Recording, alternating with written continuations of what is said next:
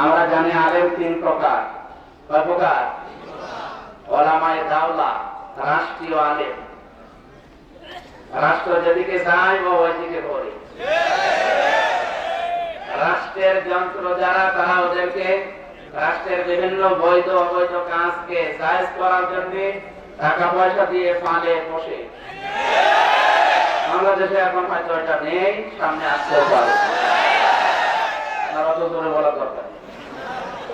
দ্বিতীয় নাম্বার ওলামায়ে উম্মত, উম্মতের আলেম। উম্মত যেদিকে ঘরে, যেদিকে দৌড়ায়, ওই দিকে টেনে রায় দেয়। কোরআন হাফিজ ওর কাছে মুখ্য না, ওর কাছে দেখে যে আমার উপরে খুশি আছে নাকি, এইটা দেখে। বাংলাদেশে আমি এরকম 7টা পেয়েছি, নাকি বললে সমস্যা হবে? তার ভেতরে একটা এই যে মানুষ মারা গেলে খানা হয় না, এলাকায় খানা বন্ধ হয়ে গেছে। সকল ভাইয়ের বাবা মারা গেছে, উনি খানা দিচ্ছে যে আমার বাবার পক্ষ থেকে আমি খানা করলাম, 10,000 মানুষকে দাওয়াত দিয়েছি। মৃত ব্যক্তির পক্ষ থেকে যেটা করা হয় ওটা সাদকা। এটা কি বলে না কেন? সাদকার মাল খাওয়া যায় যাতে এতিম মিসকিন অসহায় যারা, তাদের জন্য। উনি যে দাওয়াত দিলে 10,000 মানুষকে খাওয়াবে, কার পক্ষ থেকে? ওনার বাবা মারা গেছে, মৃত ব্যক্তির পক্ষ থেকে। ওই দাওয়াতে এসেছে আমি 5 গাড়ি নিয়ে। আমি তো এতিম, আমি এতিম না। এই যে বরপতি ভাই এসেছে, উনি ওই যে এক্সপারোলা গাড়িতে চড়ে, মনে করেন ওই গাড়ি নিয়ে এসেছে। উনি আরেক এতিম না? এইরকম এতিমরা যদি খানা খায়, খানা হবে? এখন ওটা খাওয়ার দরকার ছিল কাদের, আর খাচ্ছে কোন এতিমরা? যাদের খাওয়া দরকার ওরা কিন্তু শেষ পর্যন্ত অনেকে পায় না। সেটা বাড়ি যাওয়ার আগে থালা নিয়ে আসে, ওই থালা বাড়ি দিতে দিতেছে। আর যাদের খাওয়ার কোনো অভাব নেই, তারা খেয়ে যাচ্ছে খানা। ঠিক আছে, এটা মৃত ব্যক্তির পক্ষ থেকে যা করা হলো, এটা কি বলেন? বলেন। এখন সকল ভাই যদি বলে যে আমার বাবা মারা গেছে, 2,000 টাকা দিলাম আপনাকে, 7,000 টাকা আপনি নেন, আমি কি নেব না আরো গরম দেবো? আপনি আমার 7,000 খাওয়াবে। বরপতি ভাইকে দিলে উনি ওইটাই বলবে যে আমি 7,000 খাওয়ার মানুষ না। অথচ 3,000 টাকা দিয়ে যদি বাজার করে আমাদের দুজনকে দাওয়াত দেয়, পায়জামা খুলে খাবে না? জিনিস তো একই, আগে টাকা দিচ্ছিল, এখন খাবার দিচ্ছে। কথা বুঝতেছে? এই পক্ষে রায় দেওয়া আলেম দেশে নেই। এরা ওলামায়ে উম্মত। 3 নম্বরে ওলামায়ে মিল্লাত, এরা ধর্মের আলেম। কিসে? কোন দিকে তাকাবে না, কোরআন এবং হাদিসের দিকে তাকিয়ে কে খুশি হয়, কে বেজার হয়, ওটা দেখার দরকার নেই। এই আলেম এখন কম না বেশি? ওলামায়ে মিল্লাত যাদেরকে বলা হয়, আমরা তাদেরকে চিনি হাক্কানি আলেম হিসাবে। কি আলেম? সবাই বলেন হাক্কানি আলেমের মর্যাদা নবী এত দিয়েছেন। আকাশের যে তারকা, এর ভেতরে সূর্যের চাঁদের মর্যাদা সেরকম তামাম পৃথিবীর সাধারণ মানুষদের উপরে একজন হাক্কানি আলেমের মর্যাদা আল্লাহর কাছে হলো। হাক্কানি আলেম পাওয়া যাবে কোথায়, এইটা আপনাকে আগে জানা লাগবে। ইমাম ইবনে তাইমিয়া রাহমাতুল্লাহ আলাইহি বলেন, 3টি জায়গায় হকপন্থী আলেম পাওয়া যায়, সেখানে খোঁজ করলে তোমরা পাবে। কারণ হাক্কানি আলেমের মর্যাদা এত বেশি। ফজলুল আলিমি আলাল আবিদি কাফজলি আলা আদনাকুম। দুনিয়ার সাধারণ মানুষদের উপরে আল্লাহর নবীর মর্যাদা যেরকম, পৃথিবীর মানুষদের উপরে হাক্কানি আলেমদের মর্যাদা নবীজি বলেন ওইরকম। এত বড় সার্টিফিকেট পৃথিবীর কোন সাধারণ মানুষকে নবীজি দেয়নি। আল উলামা ওয়ারাসাতুল আম্বিয়া। দুনিয়াতে আলেম যারা, এরা সাধারণ না, এরা আমি আল্লাহর নবীর ওয়ারিস। কত বড় সম্মান, মর্যাদা! আল্লাহ পাকের পরে যে নবী, তিনি বলছেন আলেমরা আমি নবীর স্থলাভিষিক্ত নায়েব, ওয়ারিস। আমি যেটা দায়িত্ব পালন করার কথা, এটা করবে আলেমেরা। কারা? এই হক্কানি হকপন্থী আলেম কোথায় পাওয়া যাবে? ভালো করে খোঁজ করবেন, তিনটি জায়গায় পাবেন। কোথায়? এক নম্বরে কবরে, তার মানে মাটির নিচে। কবরে গেলে, মাটির নিচে গেলে আপনি হকপন্থী আলেম খোঁজ করলে পাবেন। দ্বিতীয় নম্বর জালেমের জিন্দাখানায়, তার মানে জেলখানায়। যুগে যুগে পৃথিবীতে জালেমের জেলখানায় হকপন্থী আলেম অধিকাংশ গুলোই মারা গেছে। আমাদের দৃষ্টিতে আমরা যাদেরকে মনে করি, বিশেষ করে ইমাম আবু হানিফা রাহমাতুল্লাহ আলাইহি, এই নোমান বিন সাবিত, তিনি কিন্তু জেলখানায় মারা গেছেন। ইমাম আহমদ ইবনে হাম্বল ইলমের জাহাজ ছিলেন, তিনিও মারা গেছেন জেলখানায়। আর যে সমস্ত মানুষেরা নামের আগে শায়েখ লিখে বিভিন্ন নাম ফটায় যে আমরা সহিহ হাদিসের দাবিদার, অবশ্যই আপনি ভালো পথে আছেন, কিন্তু আপনার সহিহ হাদিস যেটাকে বলে চালান বুখারী শরীফ, তার ইমাম, তার লেখক, তিনি কিন্তু মারা গেছে জেলখানায়। হকপন্থী আলেম তারা অধিকাংশ জন্য জালেমের জেলখানায় পাওয়া যায়। তাদেরকে মুজাদ্দিদ আল-কাসানি রাহমাতুল্লাহ আলাইহি, তিনিও মারা গেছেন জালেমের জেলখানায়। জীবনের অর্ধেক সময় তিনি কাটিয়েছেন জালেমের জেলখানায়। কাসেম নানুতুবি রাহমাতুল্লাহ আলাইহি, তিনিও জালেমের জেলখানায় সময় কাটিয়েছেন। এই সমস্ত কথা থেকে ইমাম ইবনে তাইমিয়া বলেন, তোমরা যদি হকপন্থী আলেম দেখতে চাও, তাহলে জালেমের জেলখানায় গিয়ে দেখবা, এখানে পাওয়া যাবে।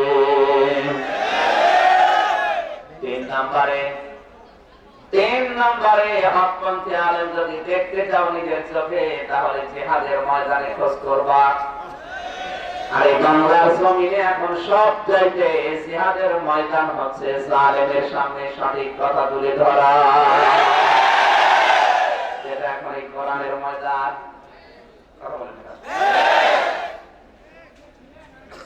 আমি যাদের মর্যাদা কামনা করলাম, এরা কিন্তু সাধারণ মানুষ না, এরা কি বলে থাকেন অনেক উপরে তারা। আর যারা আলেমদের সাথে বিয়াদবি করছেন, উল্টা পাল্টা গালিগালাজ করছেন, আল্লাহর কসম আপনার জীবনের পেছনের কোন আমল আল্লাহ রাখে নাই, নষ্ট করে দিয়েছে। আলেমের সাথে বিয়াদবি করলে সমস্যা হবে, কিন্তু জালেমের সাথে বিয়াদবি করলে অসুবিধা নেই। জালেম কারা?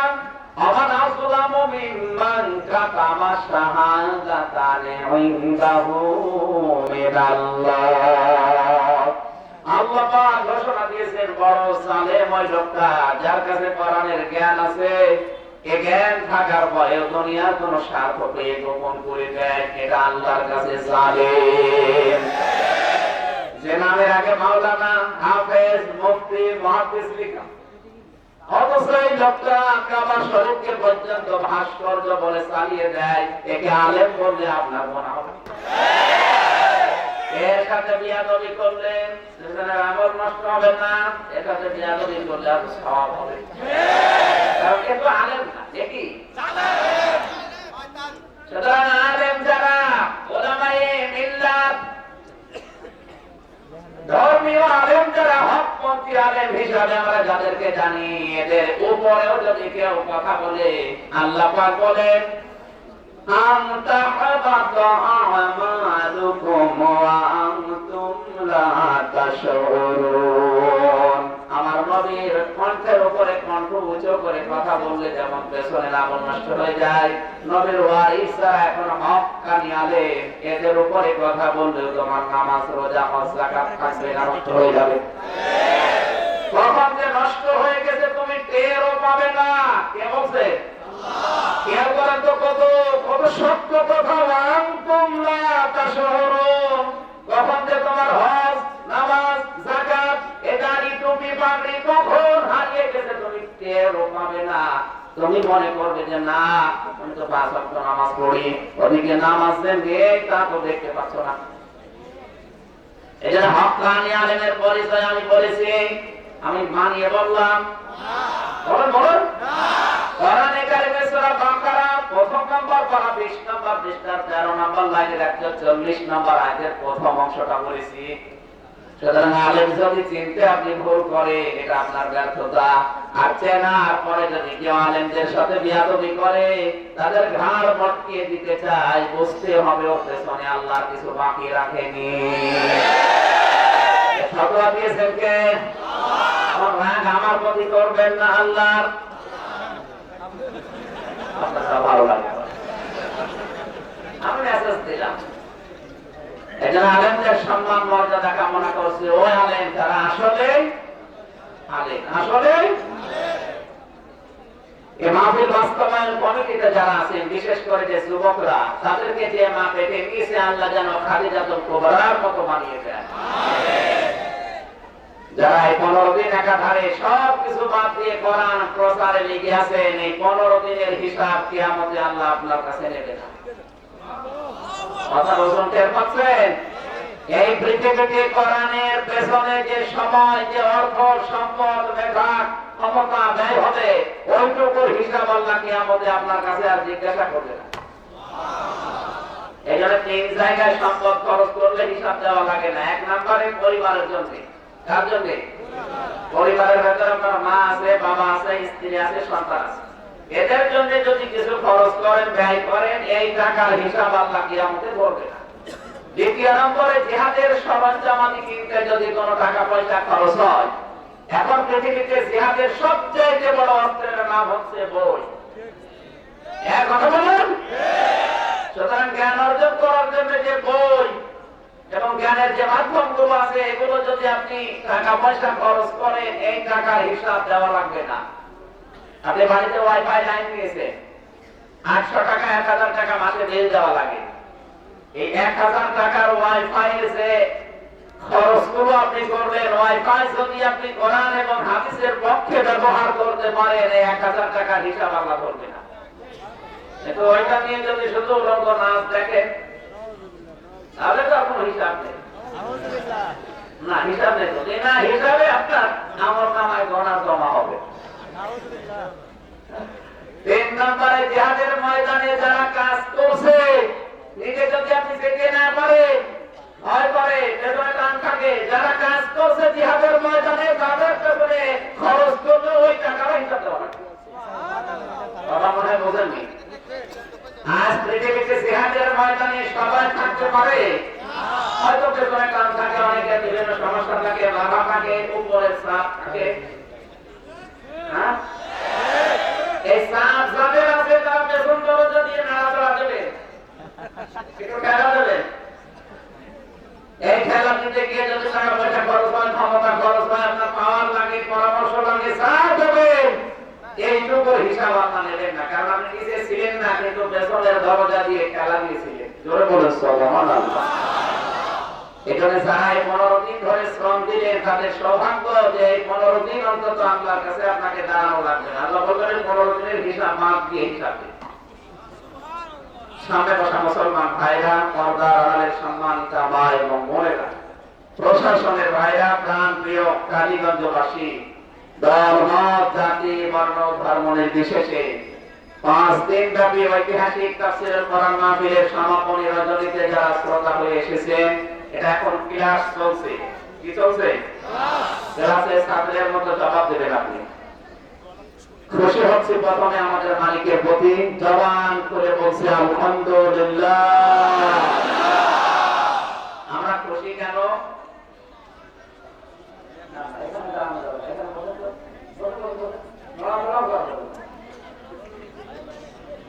আল্লাহ পাক বলেন, হুয়া জিতাবাকুম ওয়া মা জাআলা আলাইকুম ফিদ-দীনি মিন হারাজ মিল্লাতা আবিকুম ইব্রাহিম হুয়া সাম্মাকুমুল মুসলিমিন। আল্লাহু আকবার। হুয়া জিতাবাকুম, তিনি তোমাদেরকে নির্বাচিত করেছেন। খেয়াল করেন আল্লাহর ভাষা, হুয়া জিতাবাকুম, তিনি তোমাদেরকে শুধু মনোনয়ন দেয়নি, মনোনয়ন দেওয়ার পরে তিনি নির্বাচিত করেছেন। বাংলাদেশে অনেকে নির্বাচনের মনোনয়ন পায়, সবাই কি পাস করে? বলুন বলুন। এই এলাকায় কত লক্ষ লক্ষ মানুষ বাস করে। আজকে কোরআন শুনতে আল্লাহ কিন্তু সবাইকে নির্বাচিত করেনি। হয়তো মনোনয়ন দিয়েছিলেন কিন্তু পাশ করাননি। পাশ করিয়েছেন মাত্র মনে করেন 1 লক্ষ মানুষকে। এখানে আশপাশ জেলা মিলে কমপক্ষে 4-5টা থানার মানুষ এখানে আছে। 8-10 লাখ লোক হওয়ার কথা ছিল। কারণ এলাকায় হিন্দু বেশি না মুসলিম? সেই হিসাবে কোরআনের আলোচনা তাদের কানেও গেছে, মাইকিং করা, পোস্টারিং করা, সবাই আসতে পারে নাই। মুসলমান হিসাবে আপনি মনোনয়ন পেয়েছেন কিন্তু নির্বাচিত হতে পারেননি। আল্লাহ পাক যে আমাদেরকে নির্বাচিত করেছেন শুধু এতটুকুই না, ওয়া মা জাআলা আলাইকুম ফিদ-দীনি মিন হারাজ। আমাদেরকে যে দিনের উপরে আল্লাহ দিয়েছেন এই দিনের ভেতরে কোন সংকীর্ণতা, এই দিনের ভেতরে কোন বৈপরীত্যতা, এই দিনের ভেতরে কোন কম ছোট বিষয় আল্লাহ রাখেন নাই, কোন বাঁকা জিনিস নেই। দ্বিতীয় অর্থ হয় এই দিনের উপরে চলতে গিয়ে আমার আল্লাহ এই পৃথিবীতে যে বিপদ আপদ আমাদের উপরে আসবে ওই বিপদ আপদ তিনি থাকতেও দেননি। আপনি মনে হয় কথার অর্থ বোঝেন? যাকে আল্লাহ নির্বাচিত করেন, শুধু মনোনয়ন না, নির্বাচিত করেন তাকে দিনের উপরে চলতে গিয়ে যে বিপদ আপদ ঘিরে ধরে না ধরে না? আরো জোরে বলেন। এখানে যে যত বেশি শক্ত ইমানদার তার বিপদ তত শক্ত। দুনিয়াতে সবচেয়ে বেশি শক্ত ইমানের অধিকারী ছিলেন নবীরা, রাসূলরা। এই জন্য তাদের পরীক্ষা হয়েছিল বড় বড়। তাদের পরে যারা শক্ত ইমানদার দুনিয়ায় তাদেরও পরীক্ষা কিন্তু বড় বড়। কথা বলেন ঠিক কিনা? আজও এই দেশে যার ইমান যত শক্ত আল্লাহ তার উপরে সেই রকম পরীক্ষা চাপিয়ে দেন। পরীক্ষা চাপিয়ে শেষ করে দেন না, ওই পরীক্ষা আমার আল্লাহ থাকতে দেয় না, নিজে দূর করে দেয়। জামালার ফাইল সরাসরি আল্লাহ নিজে, ওমা জামালা আলাইকুম ফিদ-দীনি মিন হারাজ। কোন সংকীর্ণতা তোমাদের উপরে আল্লাহ থাকতে দেয় না। সুতরাং আমরা খুশি প্রশংসা আদায় করেছি এই কারণে এই লক্ষ লক্ষ মানুষের ভেতরে আল্লাহ আমাকে তার কোরআনের শ্রোতা হিসাবে মনোনয়ন দিয়ে শুধু শেষ করেননি, পাশও করিয়েছেন। জোরে বলেন সুবহানাল্লাহ। দরুদ আর সালাম পড়ছে আমাদের নবী। নবী কাকে? আরো জোরে বলেন মুহাম্মদ রাসূলুল্লাহ সাল্লাল্লাহু আলাইহি ওয়াসাল্লামের প্রতি। আপনি টের পারলে পেলে আমি কি বললাম? নবী আমাদের এই কথার গুরুত্ব এখন টের পাচ্ছেন না। কিয়ামতের ময়দানে যখন কিরারাতুহুম মিন মাকানিন বাঈদিন সামিউ লাহা তাগায়্যুযান ওয়া সাফীরা, যখন জাহান্নাম আপনাদেরকে দেখবে, আমাদেরকে দেখবে, একটা চিৎকার মারবে। কি মারবে? ইয়াওমা নাকুলু লিজাহান্নামা হাল ইমতালাতি ওয়া তাকুলু হাল মিন মাসিদ। জাহান্নাম আল্লাহকে ডাক দিয়ে বলবে, আল্লাহ আর কিছু আছে আমার ভেতরে দেন, এই পাপিষ্ঠদের গান সাইজ করি। এমন একটা চিৎকার দেবে, নবীরা, ফেরেশতারা, যত মানুষ আছে সবাই ভয় পেয়ে যাবে। প্রত্যেকের মুখে একটা আওয়াজ আসবে যে আমারে বাঁচান। তাফসীরে মাযহারিতে মুফাসসির লিখেছেন, জাহান্নামের এই বিকট আওয়াজ শোনার পর যত মানুষ ময়দানে মাশারে হাসরের ময়দানে থাকবে সবাই হাঁটু গেড়ে বসে পড়বে। সবাই বলবে, আল্লাহ আমাকে বাঁচান, ইয়া নাফসি ইয়া নাফসি ইয়া নাফসি। এমনকি মুসা নবীর মতো এত বড় পাওয়ারফুল নবীও বলবে, আল্লাহ তুমি আমার উম্মতের সাথে কি করবে আমি জানি না, ওদের দেখার আমার দরকার নেই, তুমি অন্তত আমারে বাঁচাও। ঈসা নবীর মতো এত বড় পাওয়ারফুল নবী, তিনি বলবেন, আল্লাহ তুমি আমার মা মরিয়মের ব্যাপারে কি সিদ্ধান্ত নেবে আমার দরকার নেই ওটা বলার। ওনার ব্যাপারে আমি কোনো প্রার্থনা তোমার কাছে করি না, কিন্তু আমার প্রার্থনা এই যে তুমি আমারে অন্তত বাঁচাও। ইব্রাহিম নবী বললেন, আল্লাহ তুমি আমার পিতা আসরের ব্যাপারে কি মনস্থ করছো আমি জানি না, যা ভালো লাগে ওর সাথে করো, আমার দেখার দরকার নেই। আমি তোমার কাছে বারবার বলছি, আল্লাহ তুমি অন্তত আমারে বাঁচাও। প্রত্যেকে যখন এখন আওয়াজ দিচ্ছেন, করে একটা আওয়াজ ভেসে আনবে, রব্বি হাবলি ইয়া উম্মতি। তিনি আর বলবেন না আল্লাহ তুমি আমাকে বাঁচাও, তিনি বলবে আল্লাহ তুমি আমার উম্মতকে বাঁচাও। এখানে মরণের পরে সব সম্পর্ক কাট হয়ে যায়। আর সকল ভাইয়ের সাথে আমার যে বন্ধুত্ব আছে, যে ভালোবাসা আছে, কতদিন থাকবে? যতদিন জীবন আছে। জীবন শেষ, ওনার সাথে আমার কোনো সম্পর্ক নেই। এমনকি ওনাকে আমি দেখলেও আগে দৌড়তে বসে কিছু চাইতে পারি। এই যে আমার শালা বাবু, দুনিয়াতে ওর সাথে আমার সম্পর্ক আছে ওই পর্যন্ত, যতদিন আমার ভেতরে রূহ আছে, আমার জীবন আছে। জীবন বের হয়ে গেলে ওর সাথে আমার আর কোনো সম্পর্ক নেই। শুধু ওর সাথে না, আমার মা কিয়ামতের ময়দানে ওনার কাছে যদি বলি মা একটা নেকি দেন, আমি কিন্তু নাজাত পেয়ে যাব। মা আমার দিকে তাকিয়ে বলবে তুই কে? দুনিয়াতে আমার কোনো সন্তান ছিল না। এরপরেও যদি কাকুতি মিনতি করে মায়ের পা ধরে কোন সন্তান পড়ে থাকে, তাফসীরে ফিসির আলেম কোরআন লিখেছেন 500 বছর পর্যন্ত মায়ের পা ধরে অনেক সন্তান কাঁদবে। 500 বছর পর হওয়ার পরে ওর মুখের উপরে লাথি দিয়ে বলবে দুনিয়া আমার বিয়ে হয়নি, করে পাবো কোথায়?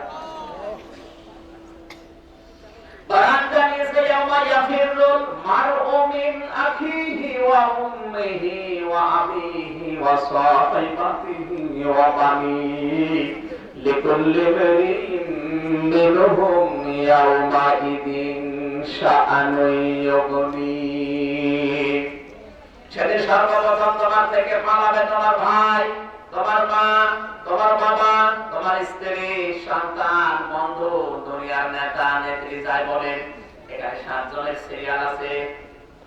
কালীগঞ্জবাসী বিবেক খাটান, বুদ্ধি খাটান, মাথা ঠান্ডা করে কিয়ামতের ওই কঠিন ময়দানে শুধু একজনের সাথে আপনার সম্পর্ক রাখতে তিনি চাইবেন, তিনি হচ্ছেন আমাদের নবী। তাছাড়া অন্য কোন নবী, রাসূল, ফেরেশতা, এমনকি নিজের ভাই, মা, বাবা, স্ত্রী, সন্তান, বন্ধু এরা বলবে না আমি ওর কেউ না, ওরে চিনিও না। এতটুকু আল্লাহ শেষ করেননি। প্রতিটি মানুষ তাকে আমার আল্লাহ এমন টেনশনে ফেলবেন, অন্যের কথা তার মনেই থাকবে না। ফাকাইফা তাত্তাকুনা ইন কাফারতুম ইয়াউমা ইয়াজআলুল ওয়ালদানা শিবা। এমন সালসালা অবস্থানে আল্লাহ পয়দা করবো কিয়ামতের ময়দানে। এই কঠিন দৃশ্য দেখে যুবক মানুষ বৃদ্ধ হয়ে যাবে। গাজীপুরবাসী একটা যুবক মানুষ বুড়ো হয় কি দেখলে টের পাচ্ছেন আপনি? আজকের মাহফিলের সেক্রেটারি দাড়ি পেকে গেছে এমনি না, 60, 70, 80 বছর বয়সে দুনিয়ার বিভিন্ন কত কিছু পার করে এখন দাড়ি পেকেছে, আমার তো পাকে না।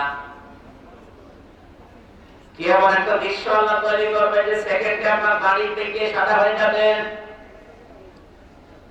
আমি এখান থেকে তথ্যটা বলতে চাই, যাদের নাম বললাম এত বড় বড় আপনজন যদি কিয়ামতে বলে আমি ওরে চিনি না, আমি আবার বলছি মরণের সঙ্গে সঙ্গে পৃথিবীর সব সম্পর্ক কাট হয়ে যায়, ছিন্ন হয়ে যায়, কারো সাথে কোনো সম্পর্ক বাকি থাকে না।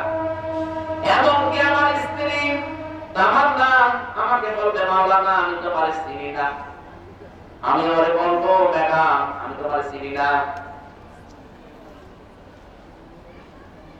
যাদের মাথায় মগজ আছে এবার তাদেরকে বলছি, এই যে এত আপনজন যারা পরিচয় দেয় না আরো দৌড় দেবে, কাউকে এমন দৌড়ানো বলেন দৌড়ের ধরন জানো? ইয়াউমা ইয়াফিরুল মারউ মিন আখি। ইয়াফিরু শব্দের শাব্দিক অর্থ হচ্ছে খেচে দৌড় দেওয়া। সাপ দেখলে, বাঘ দেখলে মানুষ যেভাবে দৌড়ায় ওইভাবে দৌড়াবে।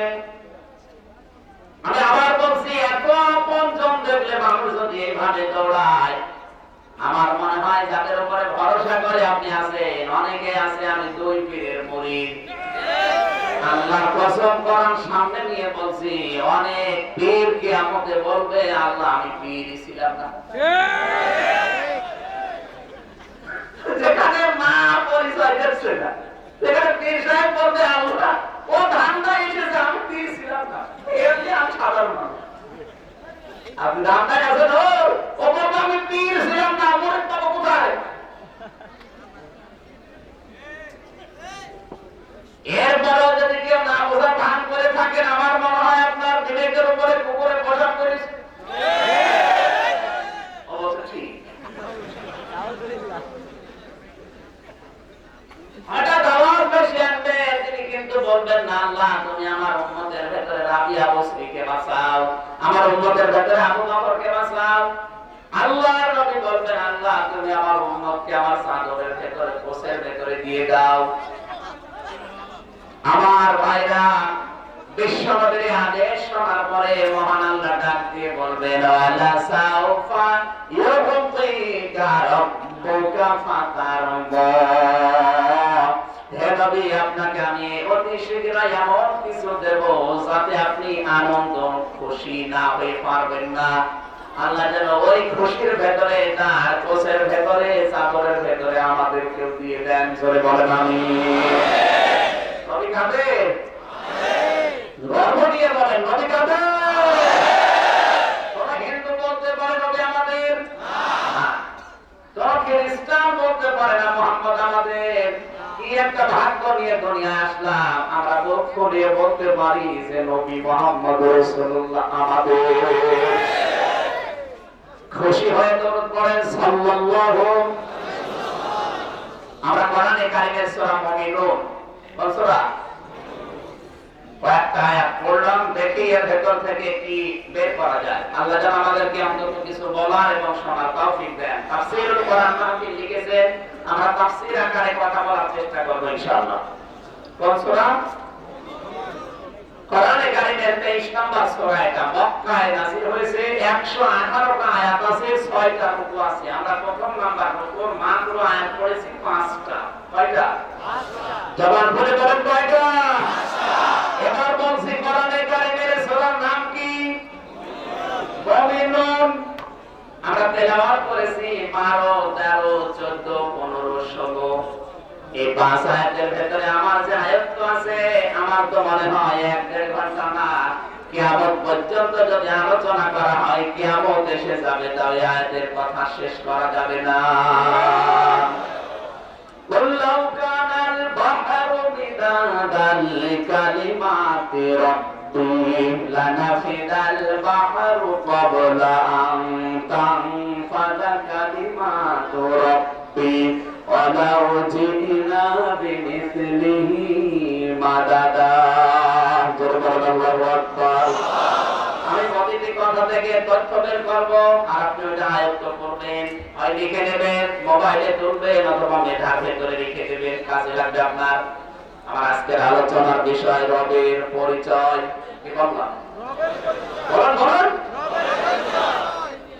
আগামী বছর যদি আসি জিজ্ঞাসা করি আপনি কিন্তু বলা লাগবে যে আগামী বছর আলোচনা হয়েছে রবের পরিচয়। আপনাকে জিজ্ঞাসা করছে আপনি বলেন যেন বলতে পারেন এইরকম মন নিয়ে শোনেন। আর এরকম সন্তানদের গল্প করা লাগবে না। এই যে আছে এই যে ভালো বড় কথা কথা বলা যাবে ভাই। কষ্টে আছে আমি তো দেখতে পাচ্ছি কি করবো কি এখন আপনাদের আছে তো ওই ফিটে যান না 2 নাম্বার মাঠে যান ওখানে বসে পড়েছে এখন সব কিছু দেখা লাগবে আমার তো মানে আছে ওখানে যান ওখানে বলে জায়গা নেই এই জায়গায় আগামী থেকে আনতে দেবেন না অন্য কোনো জায়গা পেলে দেবেন না তো আমার আর নিয়ে আসার কথা মানুষকে কষ্ট দেওয়া আসলে জবান করে কোরআনের শোনে একটু কষ্ট করে শোনেন এটা চাইতে আপনার সওয়াব ডাবল হবে। আর সত্যি কোরআন শরীফ যারা এমনি স্ক্রলিং করতে পারে তাদের তো সওয়াব হয়, আর যারা ভেঙে ভেঙে আসতে চায় না সিমের জায়গায় জাল হয়ে যায় তাদের সওয়াব ডাবল হবে। সুতরাং এরা আরামে বসে আছে আর আমার তো সওয়াব হবে কারণ আমি কি খাবো আমার চাইতে অন্তত এখানে যারা বসে আছে আরেকটু বেশি আছে আর চাইতে ওদের আরেকটু আর আপনাদের সবচেয়ে বেশি। এখানে ওই দিকে তাকিয়ে অন্তত 1 ঘন্টা কষ্ট করে জবান করে কোরআনের সোনালী আয়াত 5টা পড়েন। আউযু বিল্লাহি মিনাশ শাইতানির রাজিম। বিসমিল্লাহির রহমানির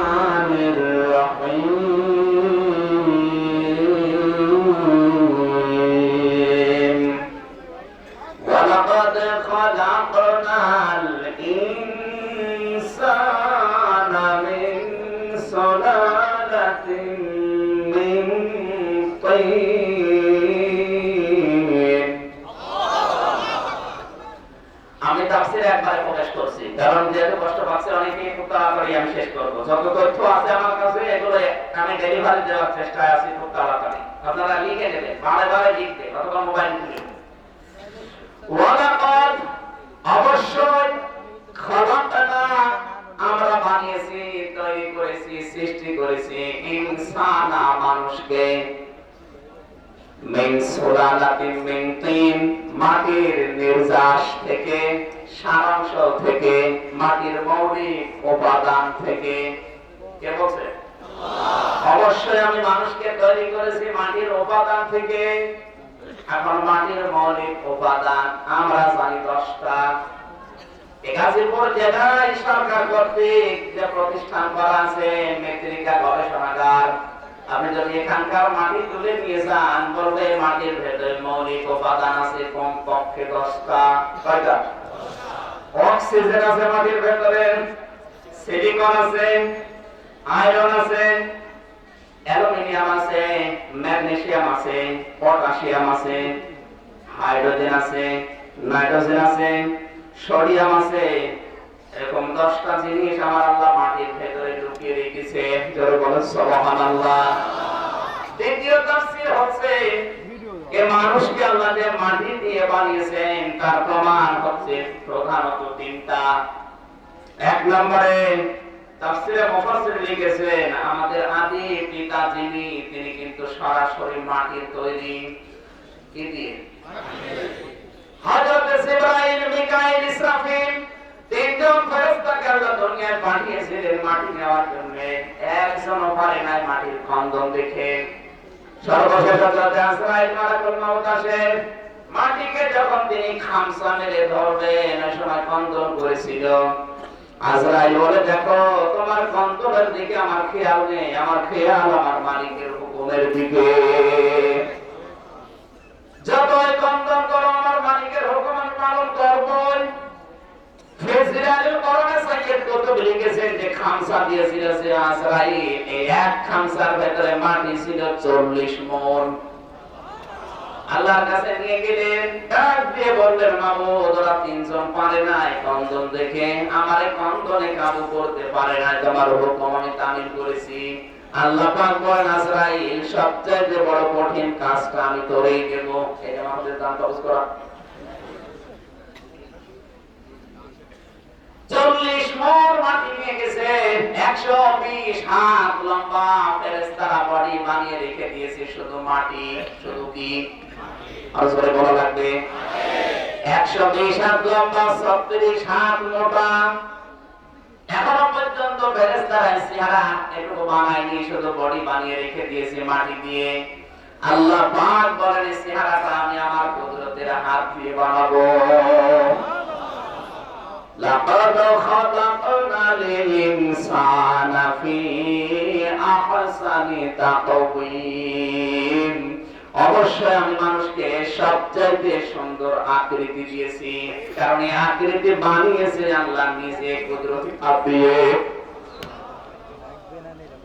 এই আকৃতি পড়ে আছে মাটি দিয়ে তৈরি করা। আল্লাহ পাক হযরত আদমের এই নাক দিয়ে তিনি রূহ দিয়েছিলেন। নাকের ভেতরে কিছু গেলে দেখবেন বিড় বিড় বিড় করে। নাকের ভেতরে রূহ দেওয়ার পরে বিড় বিড় করছিল। হযরত আদম আলাইহিস সালাম একবার হাসি দিয়ে উঠলেন। হাসি দেওয়ার সঙ্গে সঙ্গে অটোমেটিক তার মুখ দিয়ে বের হয়ে গেছে আলহামদুলিল্লাহ। আল্লাহ রাব্বুল আলামিন এত খুশি হয়েছিলেন আদমের এই আলহামদুলিল্লাহ বলা দেখে, কিয়ামত পর্যন্ত আদমের সন্তান যারা দুনিয়ায় আসবে এরা যদি একবার হাসি দেয় কমপক্ষে তারে বলা লাগবে আলহামদুলিল্লাহ। শুধু এতটুকু না, আলহামদুলিল্লাহ বলা যে শুনবে আপনার পাশে তারেও বলা লাগবে ইয়ারহামুকাল্লাহ। এমনকি ওর পাশে যে থাকবে তাকে বলা লাগবে ইয়াহদিকাল্লাহ। চিন্তা করলাম এত কথা বলা লাগে কেন? আলহামদুলিল্লাহ শব্দ নিয়ে হাসির মাধ্যমে যেটা আদম নবী বলেছিলেন, বিজ্ঞান গবেষণা চালিয়েছে, হযরত আদমকে আমার আল্লাহ যে বানাতে গিয়ে ফেরেশতাদের মাধ্যমে যে কড়কটা চাপ যে ময়লাগুলো শরীরের ভিতরে বিভিন্ন জায়গায় লেগেছিল, তিনি হাসি দেওয়ার সঙ্গে সঙ্গে চাপগুলো আমার আল্লাহ নাক দিয়ে বের করে দিয়েছে। এখন চিকিৎসা বিজ্ঞান জানাচ্ছে একবার যদি কেউ হাসি দেয়, সারাদিনের যে ময়লা যে যার বাতাসের সাথে মিশে আপনার শরীরের ভেতরে যায়, কমপক্ষে 40 থেকে 42 হাজার টাকা খরচ করলে শরীরের যে উপকার হয়, একবার হাসি দিলে আল্লাহ আপনার শরীরের ওই উপকার করে। আমার প্রথম ব্যাখ্যা ছিল কি, হযরত আদম নবী মাটির তৈরি, এই জন্য বুঝলাম আমাদের আদি পিতা যেহেতু মাটি, আমরা তার সন্তান হিসাবে আমরাও সরাসরি হয়তো আমরা মাটি না, কিন্তু মাটির উপাদান, মাটির নির্যাস, মাটির সারাংশ দিয়ে আমরা তৈরি। এখান থেকে একটা ভুল নিরসন আমি করতে চাই। আমরা যদি মাটি তৈরি হয়ে থাকি আদম আলাইহিস সালামের সন্তান হিসাবে, আমাদের নবী মুহাম্মদ রাসূলুল্লাহ কিন্তু আদমের সন্তান। কেন? এই হিসাবে তিনিও মাটির তৈরি, নূরের তৈরি না। যারা নূরের তৈরি ফতোয়া দিচ্ছেন তাদেরকে আমি বলছি, সূরা মায়েদার 15-16 দুইটা আয়াত একটু দেখেন। বাদজাআকুম মিনাল্লাহি নূরুন ওয়া কিতাবুম মুবিন। অবশ্যই আমি আল্লাহর পক্ষ থেকে তোমাদের কাছে একটা নূর আর একটা আলো পাঠিয়েছি, স্পষ্ট কিতাব। এখানে নূর আর আলো একটাই, সেটা হচ্ছে কিতাব।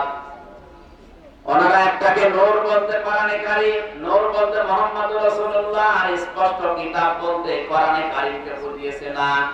এটা দুইটাই যে এক জিনিস তার প্রমাণ হচ্ছে পরের আয়াত। এজন্য কোরআনের কোন আয়াত থেকে যদি কিছু নিতে চান, তাফসীরের উসুল হচ্ছে আপনি আগের আয়াত পরের আয়াতে কি আছে এটা আগে আপনাকে জানা লাগবে। কথা বুঝতেছেন? আন্দাজে কোন আয়াত পড়ে আপনি সিদ্ধান্ত নিতে পারবেন না, কারণ তার আগের আয়াতে পরের আয়াতে কি বর্ণনা আছে, ওইটার সাথে রিলেটেড কি সম্পর্ক কি, এটা আপনাকে জানা লাগবে। এটা তাফসীরের মূল নীতি। এখানে নূর এবং কোরআনে কারীম যে এক, তার প্রমাণ কি? আল্লাহর পরের আয়াতে দিয়েছেন ইয়াহদি বিহিল্লাহু মান তাবাআ রিদওয়ানাহু সুবুলাস সালামি ওয়া ইখরিজুহুম মিনাজ যুলুমাতি ইলান নূর। সুবহানাল্লাহ। একটু খেয়াল করেন তো যারা জ্ঞানী মানুষ আছে, ইয়াহদি তিনি হেদায়েত দেন, পথ দেখান, বিহি বিহি এক বছর না বহু বছর? এক বছর। বিহি বলেন বলেন। এই বিহি দ্বারা আল্লাহ যে আগের আয়াতের দিকে ইঙ্গিত দিচ্ছেন, ইশারা দিচ্ছেন। আগের আয়াতে আল্লাহ বলেন নূর এবং স্পষ্ট কিতাব। এখানে তাহলে নূর আর স্পষ্ট কিতাব যদি দুইটা জিনিস হয়, বিহি মা দেওয়ার কথা ছিল। ইয়াহদি বিহিল্লাহ, আলেম যারা আছেন তাদেরকে অ্যাক্টিভ হতে বলছি। আমি কিন্তু তাফসীরে প্রবেশ করেছি। আল্লাহর নামে হেদায়েত দেয়, পথ দেখায়, এইটার দ্বারা।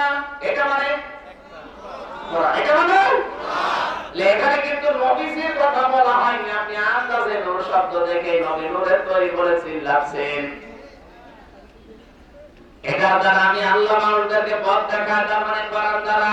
কোরআন যে মানুষকে পথ দেখাতে পারে তার প্রমাণ হচ্ছে সিনেরা ইয়াহদি ইলার রুশদি ফামান্না বি ওয়া লান নুশরিকা বিরাব্বিনা আহাদা। আল্লাহ পাক বলেন, সিনেরা যখন আমার নবীর মুখে কোরআন শুনেছিল, কোরআন শোনার পরেই তারা বলেছে কোরআন আমাদেরকে পথ দেখিয়ে দিয়েছে। আমরা ঈমান আনলাম, কোনদিন আমার আল্লাহর সাথে আমরা শরীক করব না। সরে বলেন আল্লাহু আকবার। তাহলে হেদায়েত দিতে পারে আল্লাহ কি দিয়ে? বলেন বলেন।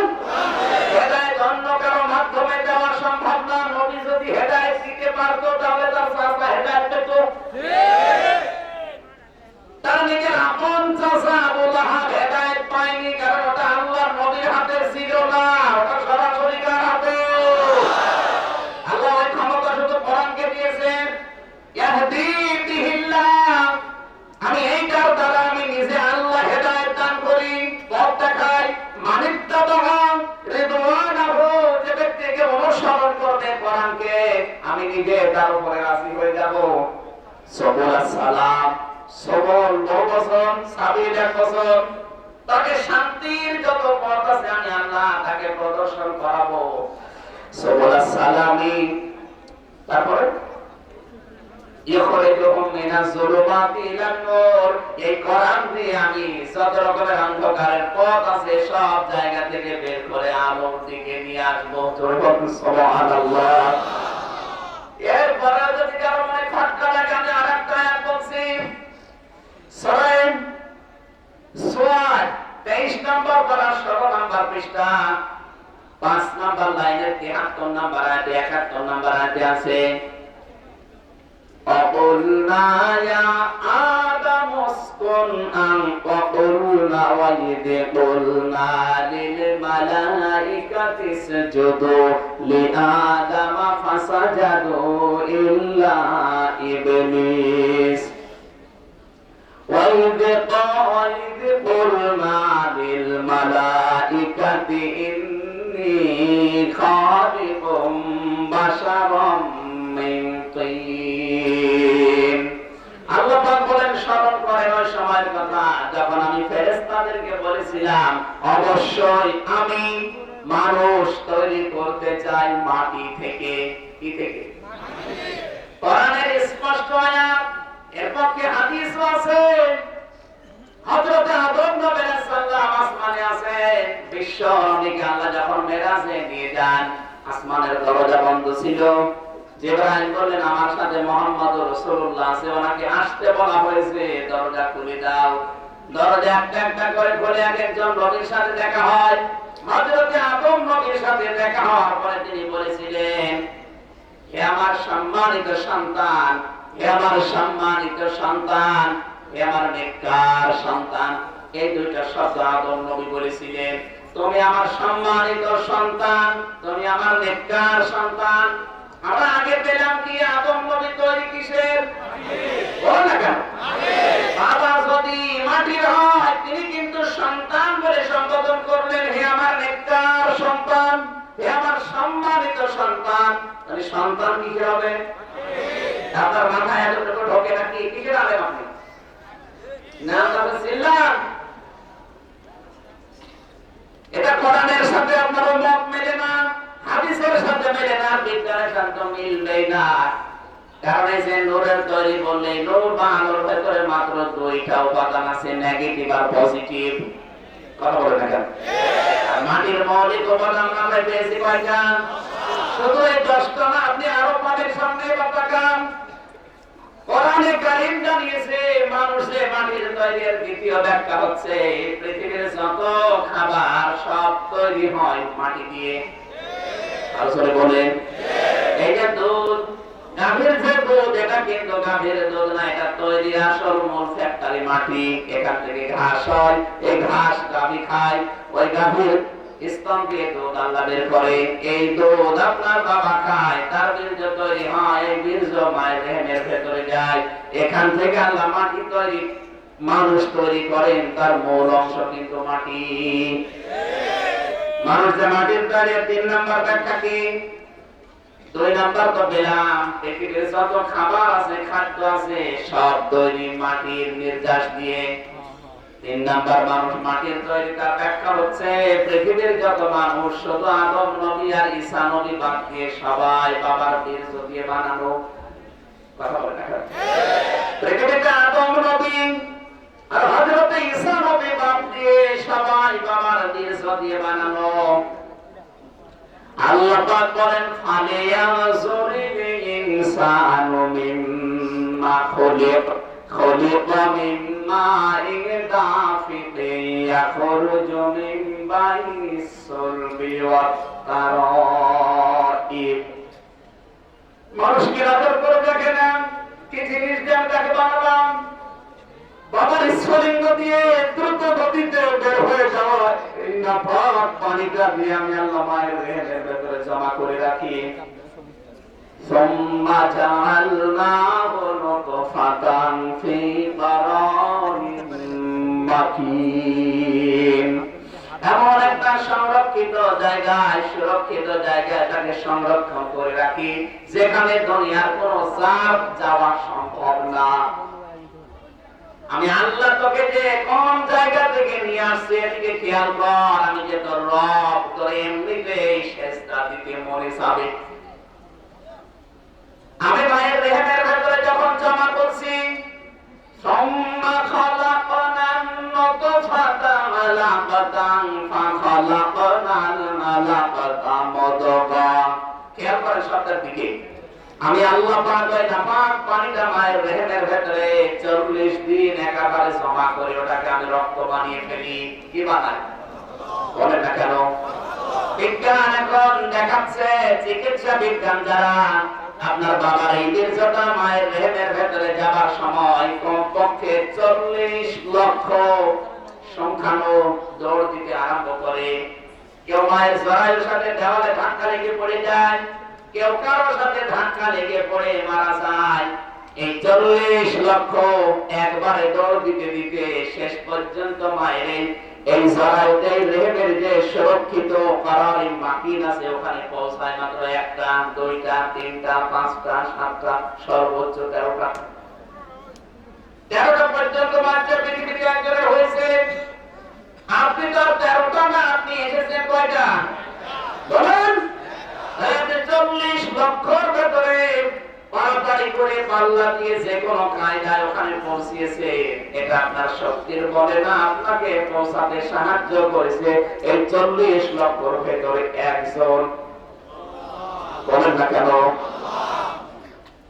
মায়ের জরায়ুর ভেতরে 40 দিন রক্ত হয়ে যায়।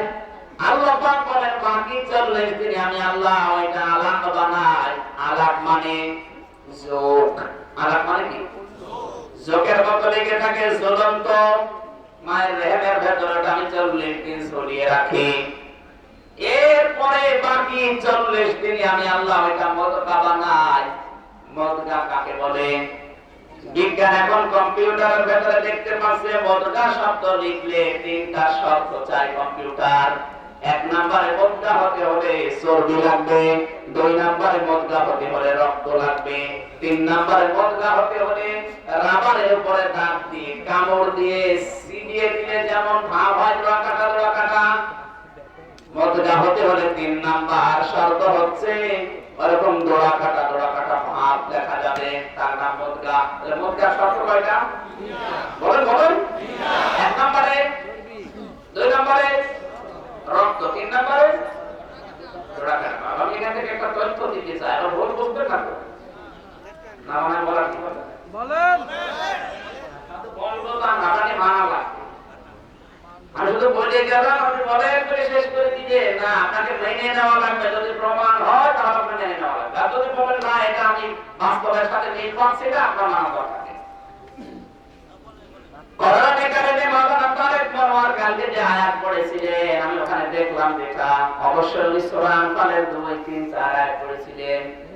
আল্লাহ রাব্বুল আলামিন বলেন ইন্নামাল মুমিনুনা আল্লাযীনা ইযা যুকিরাল্লাহু ওয়াজিলাত কুলুবুহুম। কি বুঝলেন এই আয়াত দিয়ে? কালকে কিছু বুঝেছেন? উনি যে তথ্য দিতে চেয়েছেন দেখেন তো এভাবে মেলে কিনা। আল্লাহ পাক বলেন সত্যিকারের মুমিন তো তারা যাদের সামনে আমি আল্লাহর নাম উচ্চারণ হলে ওদের অন্তরাত্মা, ওদের কলব কেঁপে ওঠে। কি কাঁপে? আরো জোরে বলেন ওয়াজিলাত কুলুবুহুম, তাদের কলব কেঁপে ওঠে। এবার আমার প্রশ্ন হচ্ছে কলবের গাছ কি এবং এর অবস্থান কোথায়? কোরআনে কারিমের সূরা আরাফ 9 নাম্বার পারা 13 নাম্বার পৃষ্ঠার 2 নাম্বার লাইনের 180 নাম্বার আয়াতের মাঝের অংশে আল্লাহ দিয়েছেন লাহুম কুলুবুন লা ইয়াফকাহুনা বিহা। তাদের কলব আছে কিন্তু তারা বুঝে না, চিন্তা করে না। আলেম যারা আছেন এখান থেকে কি বুঝলেন? কলবের কাজ জবাব দেওয়া লাগবে। কলবের কাজ চিন্তা করা।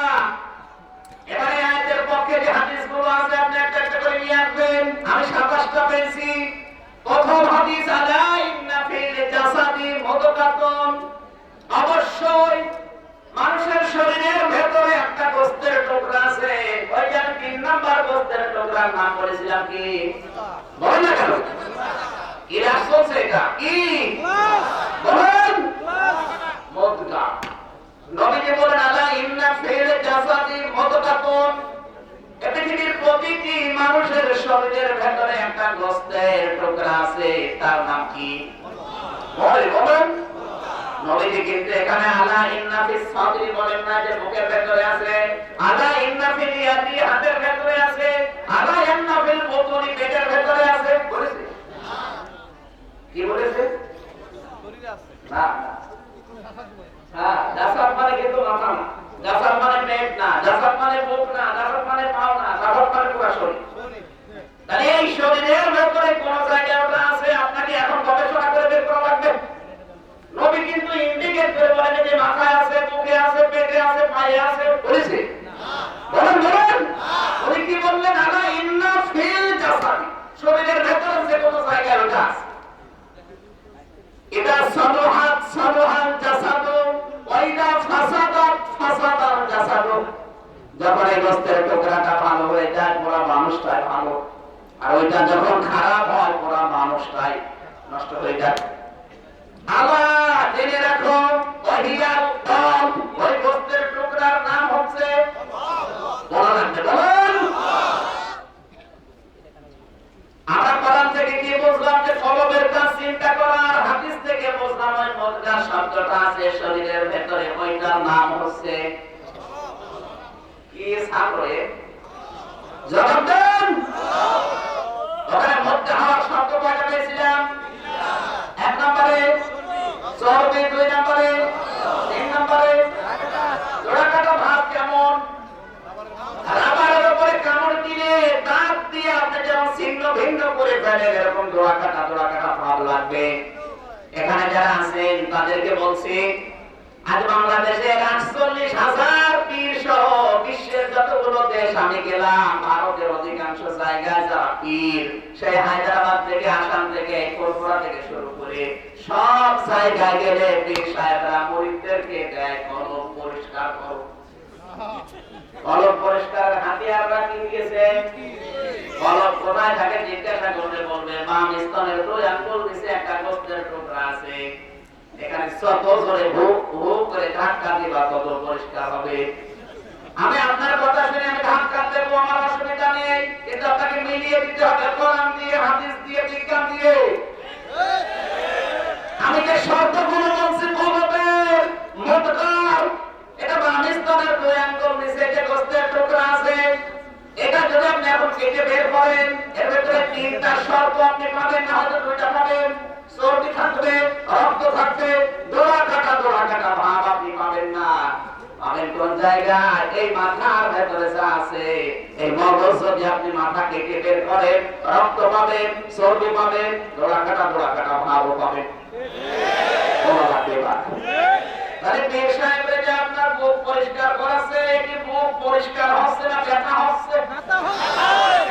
আমরা জানি মানুষ চিন্তা বুক দিয়ে করে না, মানুষ চিন্তা করে পরিষ্কার হওয়া দরকার এইটা না এইটা, এইটা পরিষ্কার নেই এই জন্যই তো ঘুষ খায়, এইটা পরিষ্কার নেই এই জন্য জেনা করে, এইটা পরিষ্কার নেই এই জন্য কোরআনের মাহফিলে বাধা দেয়। এইটা পরিষ্কার করার দরকার না, পরিষ্কার হবে এইটা। কারণ কি? চিন্তা মানুষ কি দিয়ে করে? বলেন। এখন আপনি মাথা নিয়ে যান কম্পিউটারের ভেতরে, দেখবেন 4টা জিনিসের ভেতরে আছে। মাথার এই সামনের দিকে আছে ফ্রন্টাল লব, 2 নম্বরে পেছনে আছে অক্সিপিটাল লব, আর 2 পাশে আছে 2টা, একটা প্যারাইটাল লব, একটা টেম্পোরাল লব। এই 4টা আবার 2 ভাগে যে 2টা করে, ওখানে 4টা আর 2টা বের করে হয়। এই 6টা জিনিসের এক একটা ভাগে টেম্পোরাল লব, অক্সিপিটাল লব, এই 6টা ভাগের ভেতরে বিজ্ঞান এখন মাথা কম্পিউটারে দিয়ে দেখাচ্ছে যে এক একটা 7টা করে জিনিস থাকে। চিন্তা করে এক জায়গা দিয়ে, দেখে আরেক জায়গা দিয়ে, শোক পায় আরেকটা জায়গা দিয়ে, অনুভূতি আসে আরেকটা জায়গা দিয়ে, আপনি যখন কাঁদবেন তখন আরেকটা ছেলের কাজ। এরকম ৬-৭টা কি ৪২ ৬-৭টা ৪২টা জিনিস মাথার ভেতরে কাজ করছে। আপনি যে দেখেন এটা কিন্তু ফ্রন্টাল লব দিয়ে না, এই অক্সিপিটাল লব দিয়ে। অক্সিপিটাল লবের ভেতরে আছে ৭টা জিনিস। এ দেখার কাজ করবে, অনুভূতির কাজ করবে, আনন্দের কাজ করবে। আমি অথচ দেখছেন কি দিয়ে? বলেন না কেন? চোখ আপনাকে সিদ্ধান্ত দেয় না। এই চোখের সাথে পেছনের যে অক্সিপিটাল লবের যে কানেকশন আছে, আপনি ছাপ দেখলেন চোখ দিয়ে, সঙ্গে সঙ্গে এখান থেকে পেছন দিক থেকে সিদ্ধান্ত দিয়ে দেয় যে লাঠি হাতে নে অথবা পেছনে দৌড় দে। এটা দিচ্ছে কি আপনার চোখে? বলো না কেন? আমি আবার বলছি, এখন যদি বিশ্বাস কেউ না করে তাহলে একজনের মাথা ফাটান, আমি আপনাকে দেখাবো যে মোদ্দা কাকে বলে। এই যে মাথা মোটা আছে এটা ফাটা। আমার পেছনে একটা ছেলে তো ওই মরে গেলে সমস্যা।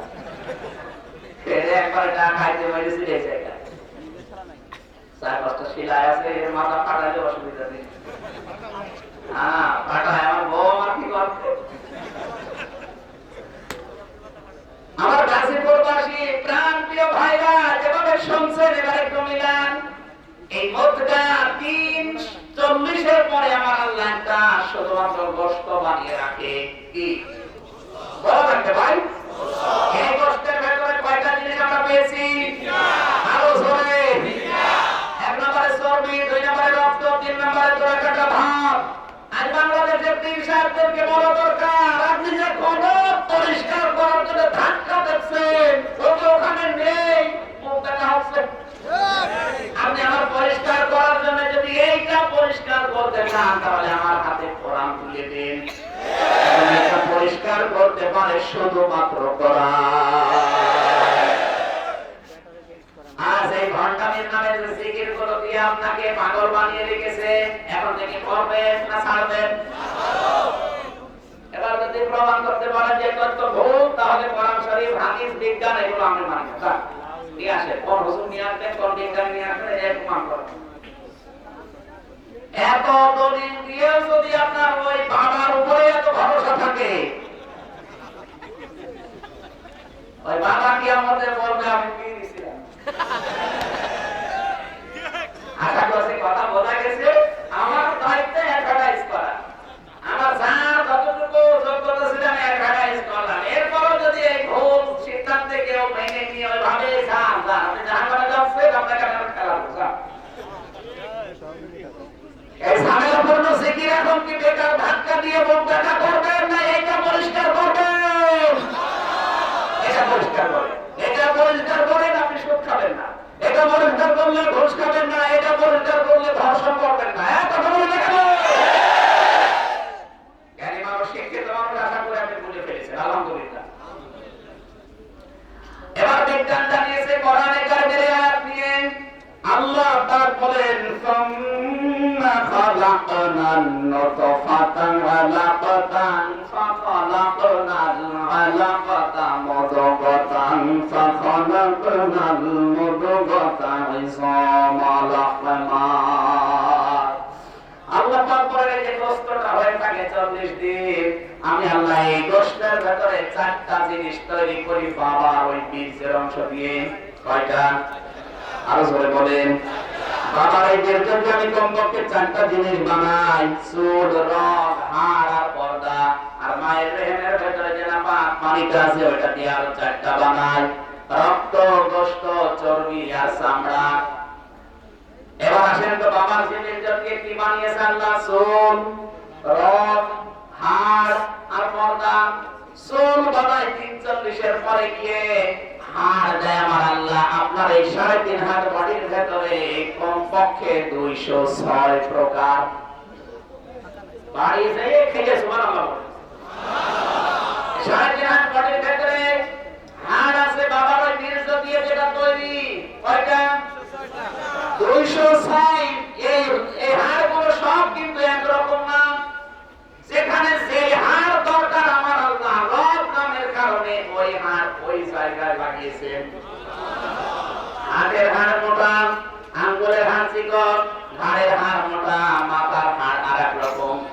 পুরা 3.5 হাত বডিতে হাড় আছে কত প্রকার। এই হাড় শুধু আল্লাহ সেট করে দিলে পাবে, কিন্তু মানুষ বসতে পারতো না, এসব কোম্পানি করে বসে থাকতে পারতো না। এজন্য আমার 3.5 হাত বডির ভেতর আমার আল্লাহ জোড়া সিস্টেম করে নাট বল্ট করে দিয়েছেন 360টা। আমার 3.5 হাত বডিতে জোড়া আছে কয়টা? বলেন বলেন। 360টা জোড়া আছে। এখান থেকে আমার একটু খটকা লাগে, যেখানে আমার আল্লাহ রোগ দিয়েছেন, হাড় দিয়েছেন, ওই জায়গায় দেখবেন চামড়া একটু বড় করা। আপনি আঙ্গুল থেকে শুরু করে দেখেন, এর পরে যে গিরাটা আছে এখানে একটু বাঁকা হয়, এখানে কিন্তু একটু চামড়া জড়ো করা আছে। একবার বলেন, এর পরেরটা আর একটু বড় করা আছে। যদি প্লেন আকারে আল্লাহ চামড়া দিয়ে দিত, আপনার বাবা তো শুধু চামড়া দিয়েছিল, চুল, রগ, হাড় আর পর্দা। এই চামড়াটা মায়ের পক্ষ থেকে আসে।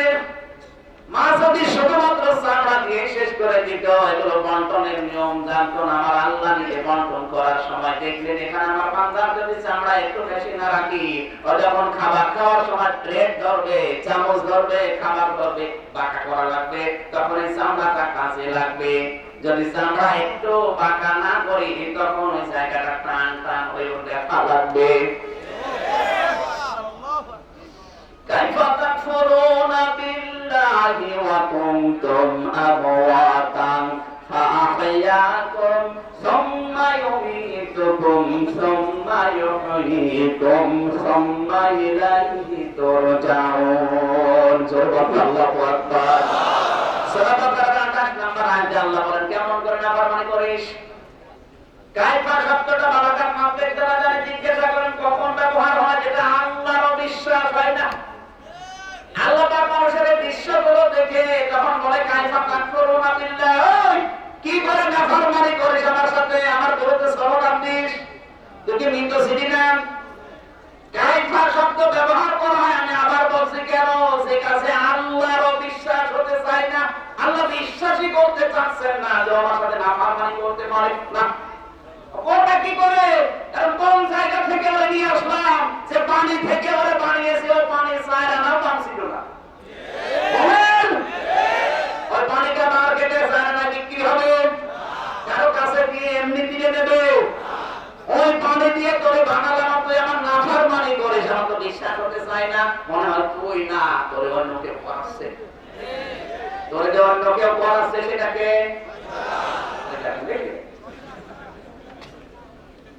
নিজে অন্যায় করার দরজা শয়তানের। ফুটবলকে একজন জিজ্ঞাসা করছে, ভাই আপনি তো লাঠি খান কেন? ফুটবল তার নিজের ভাষায় বলছে, এ বন্ধু আমি নিজে না পরের পামে করি। মানুষ আমার হাওয়া দিয়ে ফোলায়, এরপরে লাঠি দেয়।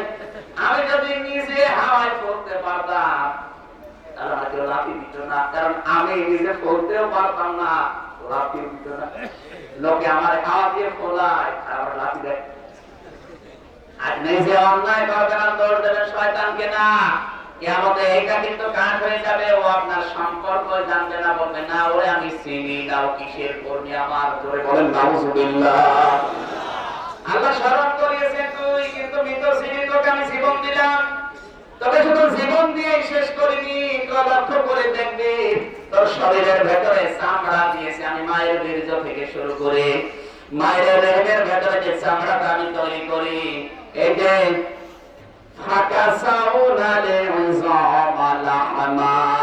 এই গোশতটার উপরে চামড়া না দিলে হয়তো তোর গোশত পছন্দ হতো, নষ্ট হয়ে যেত। এখানে চামড়া দিয়ে আমি আল্লাহ প্যাকেট করলাম, কিন্তু চামড়া আমি একরকম দুই রকম না, 12,500 প্রকার চামড়া এই 3.5 হাত বডির ভেতরে লাগানো। মাথার চামড়া একরকম, হাতের তালুর চামড়া একরকম। পুরো শরীরের ভেতরে দুইটা জায়গা আছে এমন, যে জায়গা দুইটা সব সময় ঠান্ডা থাকে। একটা হচ্ছে মুখ, আর একটা কানের লতি। ঠিক পুরো শরীরের ভেতরে দুইটা জায়গা গরম থাকে, একটা হচ্ছে মগজ আর একটা দুই রানের মাঝে। এখানে যারা গরিব মানুষ দেখবেন বিভিন্ন জায়গায় ঘুমিয়ে থাকে, ট্রেন স্টেশনে, বাস স্টেশনে, লঞ্চ স্টেশনে, ওদের গায়ে তেমন কাপড় চোপড় থাকে না, কিন্তু এই খোলা আকাশ আর নিচেও তারা ঘুমাচ্ছে না দেখে, কারণ এমন ভাবে ঘুমায় হাত দুইটা রানের মাঝে, ওরা শরীর ওদের গরম হতে হবে। ওদের কম্বল নেই দামি দামি, কিন্তু ওদের শরীর গরম করা মেশিন ওর ভেতরে আছে। নিচে নামা লাগবে। আল্লাহ রাব্বুল আলামিনের নবী বলেন, আমি একদিন মসজিদে নববীতে আলোচনা করছিলাম, হঠাৎ করে আমি জিজ্ঞাসা করলাম, সাহাবীরা তোমার শরীরের ভেতরে, তোমাদের শরীরের ভেতরে 206টা হাড় আছে, এই 206 প্রকার হাড়ের ভেতরে তোমাদের পুরা শরীরে জোড়া আছে 300। বলেন বলেন, এই 360টা হাড় জোড়া যে আল্লাহ দিলেন, এই প্রতিটি জোড়ার বিনিময়ে তোমরা কিন্তু আল্লাহ রাস্তায় সাদকা করবা প্রতিদিন। সঙ্গে সঙ্গে সাহাবীরা বললেন, হে নবী, আমরা গরিব মানুষ, সাদকা করব কি দিয়ে? আল্লাহর নবী বললেন, তোমরা দুইটা জিনিস দিয়ে সাদকা করতে পারো, তোমাদের জন্য সহজ। এক নম্বরে, যখন আল্লাহর ঘর মসজিদে আসবে, যদি কোনো ময়লা, কোনো কাশ অথবা শরীরের কোন অঙ্গের ময়লা যদি পড়ে থাকে, কারো দিকে তাকিয়ে না, কারো প্রশংসা পাওয়ার জন্য না, শুধু আল্লাহর ঘর মনে করে নিজের পক্ষ থেকে ওটা পরিষ্কার করে দিবা, তাহলে ওই জোড়ার সাদকা আদায় হয়ে যাবে। দ্বিতীয় নম্বর, তোমাদেরকে বলছি, রাস্তায় যদি কোনো কষ্টদায়ক বস্তু থাকে, কাটা থাকে, ইট থাকে, তাহলে ওইটা তোমার নিজের ইমানের দায়িত্ব মনে করে সরিয়ে দেবে, যেন আমাদের কষ্ট না হয়, তাহলে ওই হাড়ের জোড়ার সাদকা আদায় হবে। আর আমরা এমন মুসলমান, রাস্তার ময়লা ফেলে দেওয়া তো দূরের কথা, আরো বাড়ির ময়লাই রাস্তা জমা করে। আপনার এই হাড়ের যে সাদকা হয় না, সাদকারও বাড়ি শুধুমাত্র আল্লাহ রাব্বুল আলামিন চামড়া দিয়ে শেষ করেননি। আল্লাহ পাক বলেন, চার আটটা জিনিস যখন এক হয়, এই এক হওয়ার পরে আমি আল্লাহ আমার নিজের পক্ষ থেকে রব নামের কারণে 5টা জিনিস দান করি। কয়টা? ওয়াজআলা লাকুমুস সামআ ওয়াল আবসারা ওয়াল আফইদা লাআল্লাকুম তাশকুরুন। সূরা নাহল 14 নম্বর পারা, 14 নম্বর পৃষ্ঠা, 14 নম্বর লাইনের 78 নম্বর আয়াতের মাঝে আছে, শেষের দিকে আছে এটা। আল্লাহ বলেন, শ্রবণ শক্তি, দর্শন শক্তি, বাক শক্তি, আঁখের শক্তি আর ঘ্রাণ শক্তি, এই 5টা আমি আল্লাহ আমার রব নামের খাতিরে তোকে দান করি।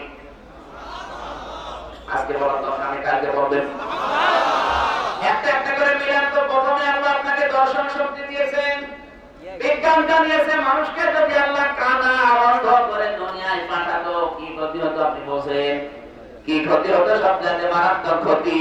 আমি কুমিল্লায় যে একবারে খাবার খাচ্ছিলাম, হঠাৎ বিদ্যুৎ চলে গেল আমার পাশে, এখন তো আমরা চিল্লা পাল্লা করছি, তাড়াতাড়ি কারেন্ট কই নিয়ে আসেন, বিদ্যুৎ চালান, হারিকেন চালান, লম্ব চালান, বাতি চালান, অথবা জায়গাটা দেন। অন্ধ আমার পাশ থেকে হাত ছেড়ে ধরে বলছে, হুজুর মাত্র 2 মিনিট কারেন্ট চলে গেছে আর আপনি চিল্লাচ্ছেন, অথচ 42 বছর আমার জীবনে কোনো কারেন্ট নেই। মাত্র 2 মিনিটে আপনারা চিল্লা পাল্লা করেন, সব মানুষ চিল্লাচ্ছে, অথচ আমার 42 বছর জীবনে কোনো কারেন্ট নেই। এমনকি আপনার যাদের চোখ আছে, তারা তো হয়তো দিনের বেলাতে দেখেন, রাতের বেলায় ঘুমিয়ে থাকলে স্বপ্নে কিছু দেখেন। আর আমরা যারা অন্ধ, ঘুমের ভেতরে স্বপ্ন দেখি না, শুধু একটা আওয়াজ শুনি। কি দিয়েছে আমি তো টের পাচ্ছেন না? এই যে দর্শন শক্তি, শ্রবণ শক্তি, বাক শক্তি, আঁখের শক্তি, ঘ্রাণ শক্তি, আল্লাহ বলেন 5টার একটাও যদি কম দিতাম, কি হতো তুই টের পাচ্ছিস? আজ মাইক সামনে নিয়ে গলা ফাটিয়ে কথা বলি, এই বাক শক্তি আমি যদি না দিতাম, শুধু গোগা গোগা করতে কথা বলতে পারতি না। তাহলে ওদিকে মার বাবা মিলে কয়টা পেলাম? বলেন বলেন, আল্লাহর পক্ষ থেকে কয়টা দিয়েছে? 8 5 13টা জিনিস যখন এক হয়ে যায়, তখন ফেরেশতারা জিজ্ঞাসা করে, আল্লাহ এর আকৃতি দিয়ে বানাতে তৈরি করেন। ওয়াল্লাযী ইউসাউবিরু কাইফা ইয়াশা। তিনি সে আল্লাহ, তিনি মায়ের রেহেমের ভেতরে তোমাদের এই আকৃতিটা নিজে তৈরি করেন। জোরে বলেন আল্লাহু আকবার। আকৃতি তৈরি করার সময় ফেরেশতারা বলে আল্লাহ একে কি চাইলে বানাবেন না মেয়ে বানাবেন? সিদ্ধান্ত দেয় আল্লাহ নিজে। কে? বলেন বলেন। ইয়াখলুকু মা ইয়াশাউ ইয়াহাবু লিমান ইয়াশাউ ইনাসা ওয়া ইয়াহাবু লিমান ইয়াশাউ যুকুর আও ইউযাউযুহুম যুকরানা ওয়া ইনাসা ওয়া ইয়াজআলু মান ইয়াশাউ আকীমা ইন্নাহু আলীমুন কাদির। সূরা শুরার ভেতরে আছে 49 নম্বর আয়াতে তিনি তৈরি করেন যাকে ইচ্ছা তিনি কন্যা দেন, যাকে ইচ্ছা পুত্র দেন, যাকে ইচ্ছা কন্যা পুত্র দুইটাই দেন, যাকে কিছুই দেয় না বন্ধা করে রাখে। ও বান্দা তোকে কোন জিনিস আমি আল্লাহর মতো সম্মানিত রব থেকে মুখ ফিরিয়ে রেখেছে বল। ইয়া আইয়ুহাল ইনসানু মা গাররাকা বিরাব্বিকাল কারীম আল্লাযী খালাকাকা ফাসাওয়াকা ফাআদালাক ফি আইয়ি সূরাতিন মা শাআ রাক্কাবাক। জোরে বলেন আল্লাহু আকবার। আল্লাহ আফসোস করছেন বান্দা কে তোকে আমি আল্লাহ থেকে মুখ ফিরিয়ে রেখেছে বল। তুই কি ছিলে দেখলি? সে রক্ত থেকে শুরু করে একে পর্যন্ত নিয়ে এসে আমি আবার কিন্তু এবার রক্ত তোর শরীরের ভেতরে সঞ্চালন করছি। খেয়াল করেন তো প্রথমে ছিলেন কি? আবার বলুন। এরপরে আবার দুনিয়ায় আসার আগে আপনাকে রক্ত দিয়ে পুরা 3.5 হাত বডি কিন্তু ভরে দেয়। তাই প্রথমে রক্ত ও শেষে রক্ত। এত রক্ত আপনার শরীরে আল্লাহ কেন দিলেন? আল্লাহ জানাতে চেয়েছেন বান্দা পৃথিবীতে যাওয়ার পর আমি আল্লাহর বিধান কায়েম করতে গেলে রক্তের প্রয়োজন হতে পারে, তোর রক্ত যেন কম না পড়ে এই জন্য রক্ত দিয়ে করে পরিপূর্ণ করে দিলাম। সুতরাং আল্লাহর এই জমিনে ওই রক্ত যদি এখন দরকার হয় দিতে রাজি আছেন তো? রাজি আছেন দেখি লিল্লাহি তাকবীর। আলহামদুলিল্লাহ। আমার ভাইরা আল্লাহ রাব্বুল আলামিন আফসোস করলেন কেন মুখ ফিরিয়ে থাকিস? কোন কারণে কে তোরে সম্মানিত রব থেকে মুখ ফিরিয়ে নিয়েছে? মুখ ফেরাতে বলেছে আমি আল্লাহ তো তোকে আকৃতি নিজে দিয়েছি, যাকে ইচ্ছা আমি প্রথমে কন্যার কথা কেন দিয়েছেন? আল্লাহ পাক যদি কোন বান্দা বান্দির উপরে খুশি হয় তাহলে তাকে বৃষ্টি দেয়, তার চাইতে যদি আরেকটু বেশি খুশি হয় তাহলে তাকে বাড়িতে মেহমান পাঠায়, এর চাইতে আরো বেশি খুশি হয় তখন তাকে কন্যা সন্তান দিয়ে আল্লাহ দান করে। এটা কন্যা যাদের প্রথমে আসে বলবেন আল্লাহ আপনাকে সবচাইতে বেশি ভালোবাসে, আর এটার উপর আমাদের রাগ আরো বেশি।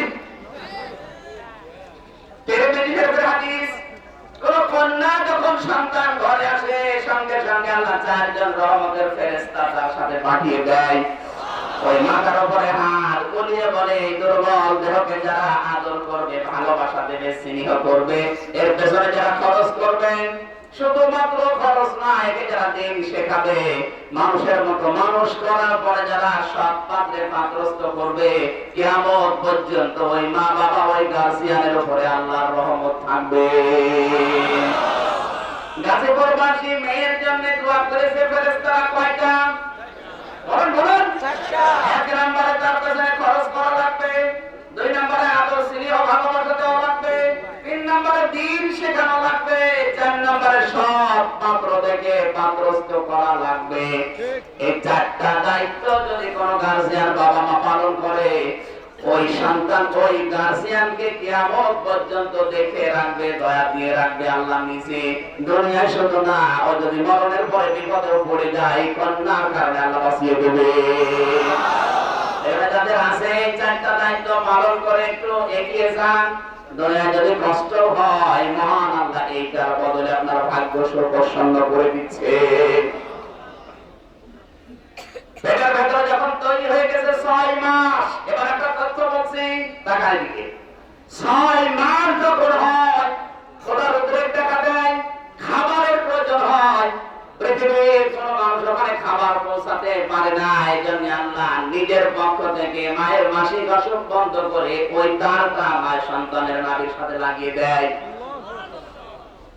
সন্তান আস্তে আস্তে পেটের ভেতরে বড় হতে থাকে।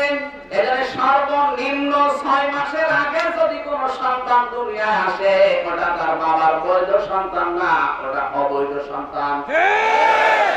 ওটা যে অবৈধ সন্তান তার প্রমাণ সূরা আহকাফ 26 নম্বর পারা 2 নম্বর পৃষ্ঠা 10 নম্বর লাইনের 15 নম্বর আয়াতের মাঝের অংশে আছে, হামালাতুহু উম্মুহু কুরহা ওয়া ওয়াদাতুহু কুরহা ওয়া হামলুহু ওয়া ফিসালুহু 30 শাহরা। আল্লাহ পাক বলেন, তোর মা তোকে দহন করেছে পেটে, কষ্টের পরে কষ্ট সহ্য করে, আর তোকে দুধ পান করিয়েছে, সব মিলে 30 মাস। কত? 30 মাস। এটা সব মিলে 30 মাস। আপনি কোথায় পেলেন? এই আয়াতের মাঝে দেখবেন ওয়া আছে, ওয়া হামলুহু ওয়া ফিসালুহু, এই যে মাঝখানে ওয়া, তোকে বহন করা এবং তোকে দুধ খাওয়ানো, সব মিলে 30 শাহরা। কয় মাস? বলেন না কেন? এখন আমরা জানি পৃথিবীতে সন্তানকে দুধ খাওয়ানো লাগে সর্বোচ্চ 2 বছর। ঠিক। কত? 2 বছর। 24 মাসের পর না 2 বছর, 2 বছরে তো 30 মাস হয় না। কত হয়? 30 এর ভেতর থেকে 24 বাদ গেলে কত থাকে? না, 24 মাস যে দুধ খাওয়ানো লাগবে। আপনি কোথায় পেয়েছেন? ওটা সূরা বাকারায় আছে 2 নম্বর পারা 17 নম্বর পৃষ্ঠার 1 নম্বর লাইনে 233 নম্বর আয়াতে, ওয়াল ওয়ালিদাতু ইউরদি'না আওলাদাহুন্না হাওলাইনি কামিলাইনি লিমান আরাদা আইয়ুতিম্মার রাদাআ। এই পৃথিবীর মায়েরা সন্তানকে দুধ দেওয়া লাগবে 2 বছর। 2 বছরে কয় মাস? 30 এর ভেতরে 24 বাদ গেলে কত থাকে? এখানে সর্বনিম্ন আপনাকে মায়ের পেটে থাকা লাগবে 6 মাস। ঠিক। 6 মাসের আগে যদি আপনি দুনিয়ায় আসেন, বলবেন এটা আপনার বাবা না অন্য কেউ দিয়েছিল। ঠিক। এটা আসলে এটা সূরা আহকাফের কথা। আল্লাহ জানিয়েছেন 6 মাস তোকে মায়ের পেটে থাকায় লাগবে। 6 মাসের আগে যদি কেউ দুনিয়ায় চলে আসে, বুঝতে হবে ওর বয়স ঠিক 6 মাস, কিন্তু এটা ওর বাবার বীর্য না, নকল বাবার বীর্য। আর নকল বাবা যদি দেয় সন্তান কি বৈধ না জারজ? আরো জোরে। জারজ সন্তান যারা দুনিয়াতে আসে ওদের 9টা কর্মসূচি থাকে। 1 নম্বরে তারা নবীদেরকে অসম্মান করে। সূরা কলমের 13 নম্বর আয়াতে আল্লাহ তথ্য দিয়েছেন, ওয়াতুল্লিম বাদা যালিকা সালিম। হে নবী, আপনার বিপক্ষে যারা অবস্থান নেয় আমি আল্লাহ নিজে ফতোয়া দিলাম, আপনি খোঁজ নিয়ে দেখবেন ওদের জন্ম ঠিক নেই, করা যাবে।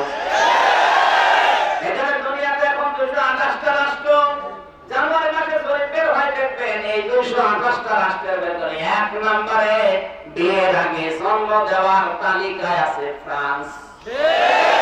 আমি আবার বলছি, বিয়ের আগে জন্ম দিলে কি বৈধ না অবৈধ? এমনকি বিয়ের পরে 6 মাসের আগে হলে ওইটা আর ওরা তো 1 নম্বর তালিকায়। ওদের কর্মসূচি 9টা। 1 নম্বর নবীকে অপমান করা, অপদস্থ করা। ওরা করছে, ওরা যা রাস্তায় ওদের যারা সাপোর্ট করে তারাও তারা কি কোরআন জানিয়েছে। এখন যদি বলেন আপনি বললেন কি, আমি বলছি বলেন, আমার তো বিচার করার কোন ক্ষমতা নেই। বিচার তো হয়ে আছে, আমি শুধু রায়টা শোনালাম।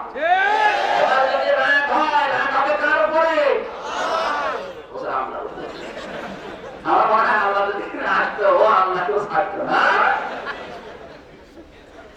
আমি এখান থেকে যেটা পেয়েছি, বাংলাদেশ গাছ নবী নেই, নবীর ওয়ারিসরা আছে। এদের বিরুদ্ধে যারা ষড়যন্ত্র করছেন, গালি দিচ্ছেন, মুখে সুতা মারার কথা বলছেন, পেছনে খোঁজ নিয়ে দেখেন একটারও জন্মের। এবার যা গালিগালাজ করবে, কোরআনকে করেন, নবীকে করেন, আমার কোনো দোষ নেই। নাকি গালি আমার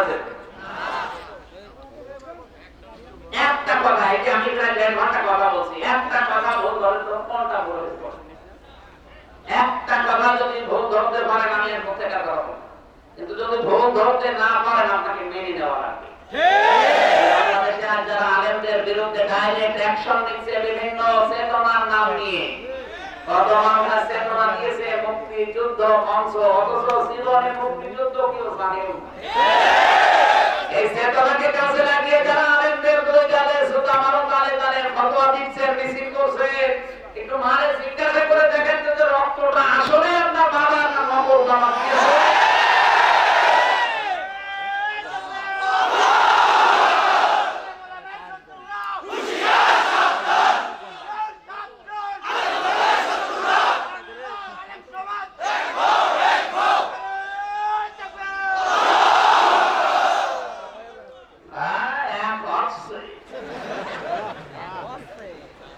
আমাদের গলা ফাটিয়ে ফেলছি, ওরা এক হওয়ার পরিবর্তে আরো আলাদা করছে। এটাকে গালি এখনো শোনেননি, গালি এখনো শুরু হয়নি। আসেন, বিভিন্ন চেতনার নাম দিয়ে যেগুলো করছেন এগুলো চেতনা না, এটা সরকার নাম দিয়ে যা থাকে তা। চেতনা কি কোন কারণে নিয়েছে আমরা তাও জানি। মানুষকে ধোঁকা দিয়ে বোকা বানিয়ে আজ অনেকে আখের বসাচ্ছে এই চেতনার নাম দিয়ে। দেখেন যারা ধোঁকা দিয়ে বোকা বানিয়ে মনে করছে আল্লাহ বোঝে না, ইমানদাররাও বোঝে না, আমি চালাক। ও চালাক না, ওর অন্তর রোগাক্রান্ত। সূরা বাকারার 9, 10, 11 নম্বর।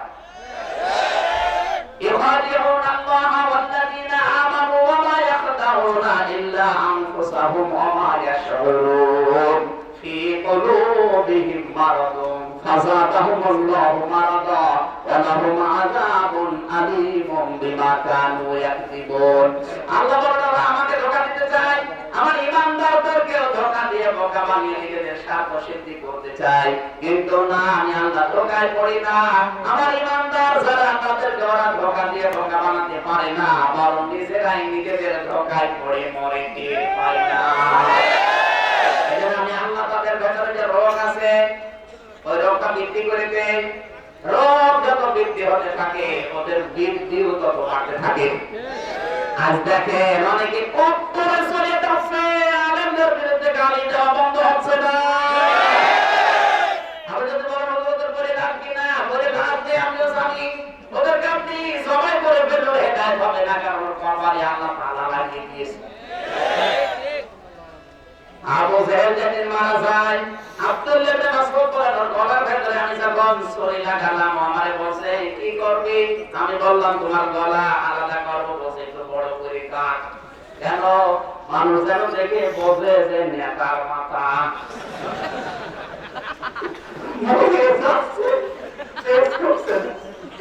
এদেশে এরকম জেল আছে না? মনে দেখছে একটা কবরে চামড়া ঝড় হয়ে গেছে, আলেমদের বিরুদ্ধে কথা বলা বন্ধ হচ্ছে না। খালা তো ভাই না বোন। বিভিন্ন মানবাধিকারের সংস্থার নাম নিয়েছে, এরা কেউ সভাপতি, কেউ সেক্রেটারি। মানবতার পক্ষে কোনো কথা নেই, যত কথা সব মানবতার বিপক্ষে।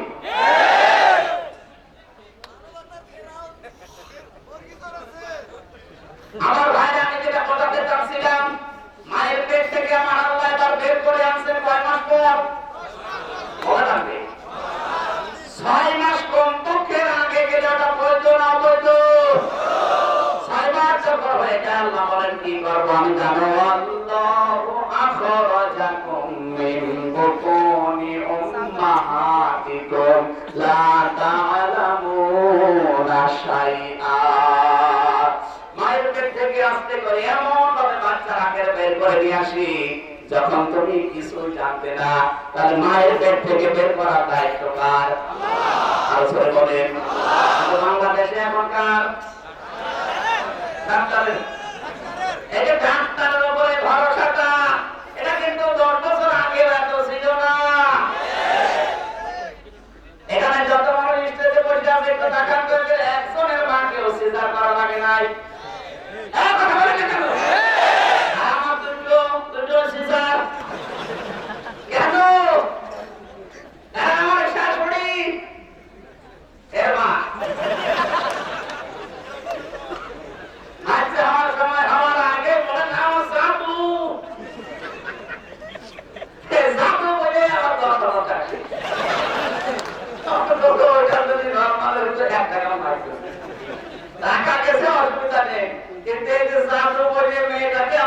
সারা জীবনের জন্য অপরমা করে দিতে দিতে না লাগবে। যাদের এখন যাবো বলে টান দেওয়ার পরে হচ্ছে তাদের পথে কি সমস্যা? আর বাইরের দেশগুলোতে সেজার দিন করে যাচ্ছে, তারা জানে যে সিজার করলে ওই মেয়েটার সংসার করা 100 ভাগের 90 ভাগ শক্তি সমর্থ হারিয়ে যায়। আমি নিজে নামতে পারলাম না, যারা টের পেয়েছেন এটা বন্ধ করে। হ্যাঁ, সিজার তখন করবে ডাক্তাররা বোর্ড বসাবে। সর্বশেষ যদি না হয় একেবারে সিদ্ধান্ত নিয়ে বোর্ড বসানোর পরে বলবে ঠিক আছে করে। আর এখন শুধু অ্যাম্বুলেন্সের একটু বাস না দিতে দেরি। এমনকি আমার যে গাড়িটা, এই গাড়ি তো ঘরের লাগানো আছে, তো যদি অ্যাম্বুলেন্সের বাস না দেয় ডাক্তার মনে করবে কাজ হচ্ছে, আমি অস্ত্র আমার আল্লাহ বলছেন আমি বের করবো। তোর মায়ের পেট থেকে বের করার দায়িত্ব ডাক্তারের না, কার? এই দায়িত্ব যখন আমরা আল্লাহকে না দিয়ে ডাক্তারকে দিয়ে দিয়েছি, আল্লাহ বলে যা তোর দায়িত্ব আমি ছেড়ে দিলাম। তোর ওই হাইব্রিড বাচ্চা ডাক্তার দিয়ে আমি কেটে বের করবো। যখন হাইব্রিড বাচ্চা দুনিয়ায় আসে, হাইব্রিড শয়তান হয়। কি শয়তান? হাইব্রিড শয়তান বাংলাদেশে এখন বেশি না কম? এও চিন্তা না, হঠাৎ আঙ্গুল করে করা গাছ। কতগুলো চিল্লাবেন না, আসতেছে দিনটা 12টা। হাইব্রিড মানুষ এখন দেশে নেই, এগুলো আমার কুষ্টিয়ায় বেশি। কেউ চিন্তা হঠাৎ কি গো, এগুলো কি হাইব্রিড? কি হাইব্রিড? বলুন বলুন, হাইব্রিড কোন জিনিস ভালো হয় না না না। ইউরিয়া সার মারা। আল্লাহ রাব্বুল আলামিন বলেন আমার যে মেহমান দুনিয়ায় আসছে, পৃথিবীতে যার কাছে মেহমানের যে ধরনের কদর থাকে তার জন্য প্রস্তুতি মেজবান আগে থেকে নেয়। বরাবর না আপন ভাই যদি শুনে আমি হামজা আসবেন, উনি আমাকে যে মহব্বত ভালোবাসা যে সম্মান দেয়, যদি শুনে গত 2 দিন পরে আমার মেহমান আসবে, তাহলে 2 দিন প্রস্তুতি নেবে, বাজার করবে, ঘর বাড়ি সাজাবে। আর যদি শুনে যে ফকির আসবে, ঘর বাড়ি সাজানো না, আরো বাড়াতে যাবে। আল্লাহ পাক আমার মেহমান আসার পরে খাবারের ব্যবস্থা করতে পারলাম কিছু না। এত সম্মানিত মেহমান আমাদের রমনা বানি আদম, বনি আদমকে আমি এমন সম্মান দিয়েছি, ও দুনিয়ার আসার 6 মাস আগে ওর খাবার আমি আল্লাহর মায়ের বুকের উপরে হিসাব করে রেখে দিয়েছি। শুধু খাবার রিজার্ভ করে রেখেছি তা না, খাবারটা ঠান্ডা হয়ে গেলে খেতে পারবে না। এই জন্য এমন গরম করে না যেন মুখ নষ্ট হয়ে যায়, এমন ঠান্ডাও হয়ে যায়নি, হালকা ঠান্ডা হালকা গরম, না মিষ্টি না একদম। এরকম ভাবে আমি খাবারটা 1 মাস 2 মাস আগে না 6 মাস আগে রেডি করে রাখি। আমার মেহমান এত সম্মানিত, দুনিয়া আসার পরে খাবার খেতে গিয়ে ঠান্ডা খাবার খেতে পারবে না, গরম বেশি হলে বেশি খেতে পারবে না। এই জন্য আমি আল্লাহ ওর মায়ের স্তনের ভেতরে যে বোটা আছে, এই বোটার ভেতরে 32টা ছিদ্র দিয়েছি। এই কষি কণ্ঠ দিয়ে যদি একবার টান মারে, অনেকগুলো দুধ এসে কষি কণ্ঠ আটকে যেতে পারে। আমি আল্লাহ পাক রব নামের কারণে এমন ভাবে ছিদ্র করেছি, একবার টান দিলে কমপক্ষে 20 থেকে 22টা ছিদ্র দিয়ে একবার দুধ আসে। পৃথিবীর যত কিন্তু আবিষ্কার হয়েছে, এই যে বিভিন্ন নিমল দিয়ে মানুষ খাওয়ায় বাচ্চাকে, এর ভেতর সর্বোচ্চ 3টা ছিদ্র দেখবেন আছে। মায়ের ছোট্ট বোটার ভেতরে আমার আল্লাহ ছিদ্র 1টা 2টা 3টা না দিয়ে 32টা। চিৎকার করে বলেন আল্লাহু আকবার। এই পৃথিবীতে নিয়ে আসার পরে কিছুদিনের আগে আমি রাখি, এখানে মা বোনদেরকে বলবো, সন্তানের কিন্তু অধিকার আপনার স্তনের দুধ খাওয়া 2 বছর। কত? এই অধিকার থেকে যারা বঞ্চিত করছেন, তারা কিন্তু সন্তানের অধিকার থেকে বঞ্চিত হবে। তারা আপনাকে গুরুত্ব দেবে না, ভালোবাসবে না, আপনার হক আদায় করবে না, কারণ আপনি তার হক ছোটবেলায় নষ্ট করে ফেলেছেন। মায়ের স্তনে যে দুধ আল্লাহ তৈরি করে গরম করে রাখে, এটা শুধু দুধ না, বিজ্ঞান জানিয়েছে এটা সবচাইতে উত্তম খাবার মানুষের জন্য। এমনকি 6 মাস পর্যন্ত একাধারে দুনিয়ার কোন খাবার যদি না দিয়ে শুধু স্তনের দুধ দিতে পারে, ওই সন্তান তত বেশি সুস্থ থাকবে। বিজ্ঞান দুধকে গবেষণা করে জানাচ্ছে মায়ের স্তনের যে দুধ এত শক্তিশালী, এত প্রোটিনের ভেতরে আছে, পৃথিবীর কোন খাবার যদি কোন মানুষ দুনিয়ায় কোনদিন না খায়, শুধু দুধ খায়, তাও সে সুস্থ থাকে। সাইয়েদ কামালউদ্দিন জাফরি বাংলাদেশের এখন 1 নম্বরে আলেম তিনি। আমি সৌদি আরবে যাওয়ার পরে মদিনায় বিশ্ববিদ্যালয়ে ঘুরতে গেলাম, এক শায়েখের সাথে আমার পরিচয়। জিজ্ঞাসা করছে আয়না মিলাদুকা ইয়া হাতিউল হুজ্জাত। আমি বললাম জি, তুমি বাংলাদেশ? আমার বলছে বাংলাদেশে বাড়ি। শায়েখ সাইয়েদ কামালউদ্দিন জাফরি, আর একটু চেনেন তাকে? আমি ডাক দিয়ে বললাম চিনি, উস্তাদ, আমার হাজারো আলেমদের উস্তাদ। আমার ওনার ভাষা দিয়ে বলছে যদি আলেম হতে চাও তাহলে সাইয়েদ কামালউদ্দিন জাফরির মতো আলেম হইও। ওনারা এই দেশের মানুষ যতটুকু না চেনে, ওই আরব বিশ্ব মানে আরো বেশি চেনে। উনি 1000 নাম্বারের ভেতরে 999 ছিলেন। পৃথিবীর ইতিহাসে এটা তাও মদিনা বিশ্ববিদ্যালয়ের মতো জায়গায় 999 পেয়েছে 1000-এর ভেতরে, কত সহজ না।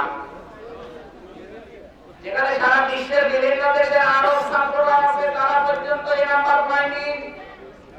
তিনি আমাকে বলছিলেন আমি হামজা, আজকে প্রায় 30 বছর একাধারে আমি রাতের খাবার হিসাবে কিচ্ছু খাই না, শুধু দুধ খেয়ে আছি, আমি সুস্থ আছি। বিজ্ঞানে জানিয়েছে milk is an ideal food. এটা আইডিয়াল ড্রিঙ্ক না, আইডিয়াল ফুড, আদর্শ খাবার।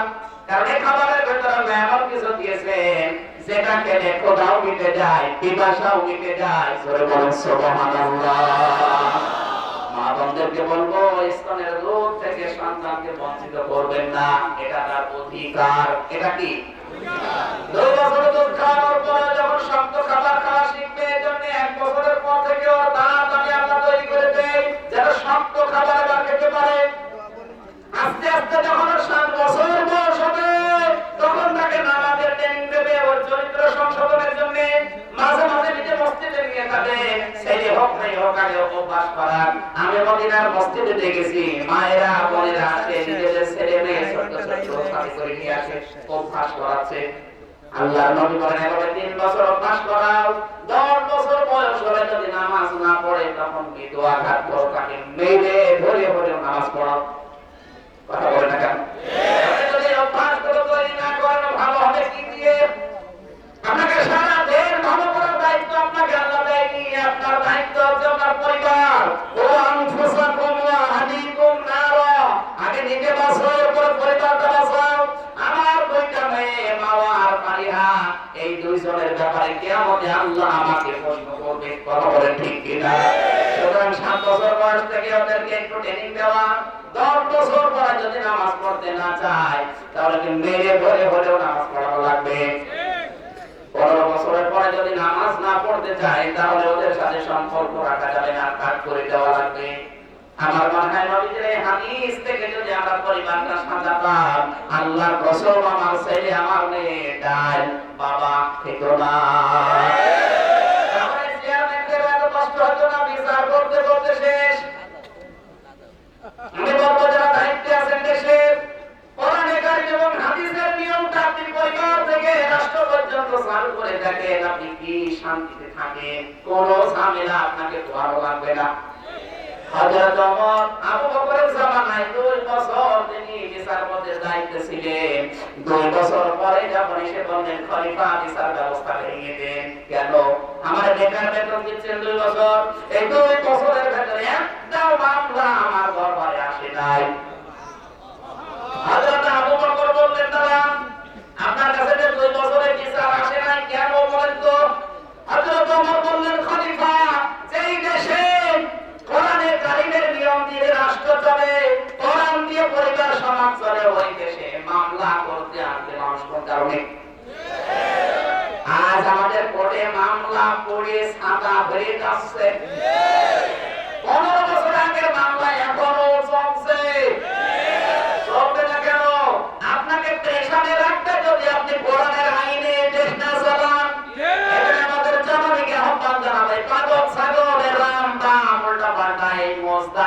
কথা না শুনে মাথা থেকে যদি চিন্তা সরাতে চান, ঈমান নিয়ে যদি মারা যেতে চান, কোরআনের আইন মদিনার সনদ সালাবেন এই কথা অন্তত এখন কার্যকর করিবে।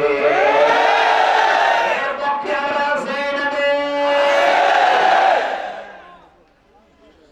এগুলো ফুল বাগানে যাওয়ার পরে দেখছে লেখা আছে গাছের সাথে ফুল ছেঁড়া নিষেধ। চিন্তা করো যে ফুল ছেঁড়া নিষেধ, গাছ তুলে নিয়ে চলে যাচ্ছে। মালিক বলছেন এখানে লেখা আছে কি ফুল ছেঁড়া নিষেধ, তুমি গাছ সহ নিয়ে যাও।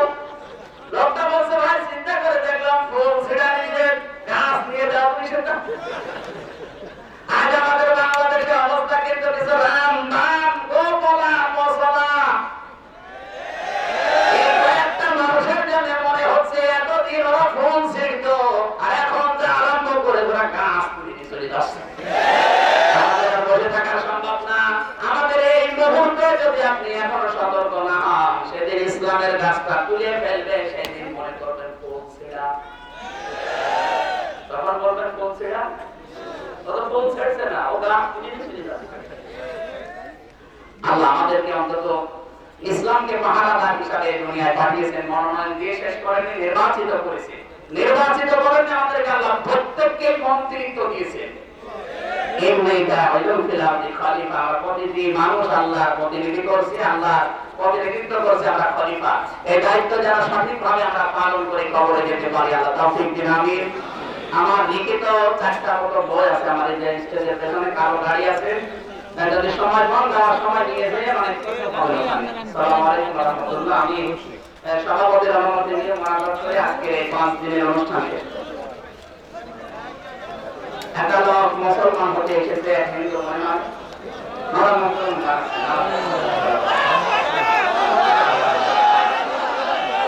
একজন মুসলমান হতে এসেছে। আল্লাহ যেন কবুল করেন, জোরে বলেন আমিন। মোনাজাতটা শেষ করে করব, আল্লাহুম্মা আমিন। ربنا ظلمنا أنفسنا وإن لم تغفر لنا وترحمنا لنكونن من الخاسرين ربنا لا تزغ قلوبنا بعد إذ هديتنا وهب لنا من لدنك رحمة إنك أنت الوهاب। এই মোনাজাত হচ্ছে 5 দিনের শেষ মোনাজাত। বসে একটু বসে মোনাজাত করেন, যদি সমর্থ থাকে বসে বসেন, মাথা নিচু করে জীবনের গোড়াগুলো স্মরণ করে কান্নাকাটি করে, নিচের দিকে তাকান, মাথা নিচু করে কন্দন করেন, কান্দার না আসলে কান্দার ভাব করেন। রব্বানা আতিনা ফিদ দুনিয়া হাসানা ওয়া ফিল আখিরাতি হাসানা ওয়া কিনা আযাবান নার وادخلنا الجنة مع الأبرار يا عزيز يا غفار يا رب العالمين رب العالمين গাজীপুর জেলার ঐতিহাসিক স্থান বলগাঁও ইসলামী সমাজ কল্যাণ পরিষদের উদ্যোগে 5 দিন ব্যাপী ঐতিহাসিক তাফসীরুল কোরআন মাহফিলের সমাপনী রজনীতে আখির মোনাজাতে আমরা হাত তুলেছি। যার যে অপরাধ আছে আজকে তুমি কোরআনের ইজ্জতে ওটা গোপন করে দাও। তবে যদি কারো হিসাব নাও, এক কদম সামনে যাওয়া সম্ভব না। আল্লাহ তোমার গফফার নামের খাতিরে মেহেরবানি করে মাফ করে দাও। যত গুনাহ করিয়াছি গোপনে মাফ করে দাও আল্লাহ তুমি নিজ গুণে। আদর করিয়া মানুষ আল্লাহ বানাইয়া কেমনে দেবা জাহান্নামে ফেলিয়া। রব্বুল আলামিন তোমার কুদরতের নজরটা একটু এই গাজীপুর জেলার মোরগাঁও এই ময়দানের দিকে একটু দেখো, কত মানুষ মাথা নিচু করে জীবনের অপরাধ স্মরণ করে অনেকে কাঁদছে। তোমার আমি জানিয়েছে কোরআনের ময়দানে এসে যদি কোন মানুষ জীবনের গুনার কথা স্মরণ করে ক্রন্দন করে, এক ফোঁটা চোখের পানি যদি বের করতে পারে আল্লাহ তাকে মাফ করে দেয়। তুমি তাকিয়ে দেখো কত মানুষ তার অপরাধ স্বীকার করছে, অনুতপ্ত হচ্ছে, লজ্জিত হয়ে মাথা নিচু করে চোখের পানি ফেলেছে। আমাদের অপরাধের দিকে তুমি আর তাকিও না, অপরাধগুলো তুমি নেকি বানিয়ে দাও, সওয়াবগুলো নবীজির রওজায় পৌঁছে দাও। দুনিয়ার মাটির নিচে যারা ঘুমিয়ে আছে এদেরকে তুমি আজকে মাফ করে দাও। বাস্তবায়নের জন্য যা শ্রম দিয়েছে এই যুবকদেরকে আল্লাহ তুমি আর খারাপ পথে দিও না। এই যুবকদেরকে মেহেরবানি করে ওমরের মতো তুমি হেদায়েত দিয়ে দাও। যাদের কর্মজীবন নেই, কোরআনের খেদমত করার কারণে একটা জায়েজ কর্মজীবন তৈরি করে দাও।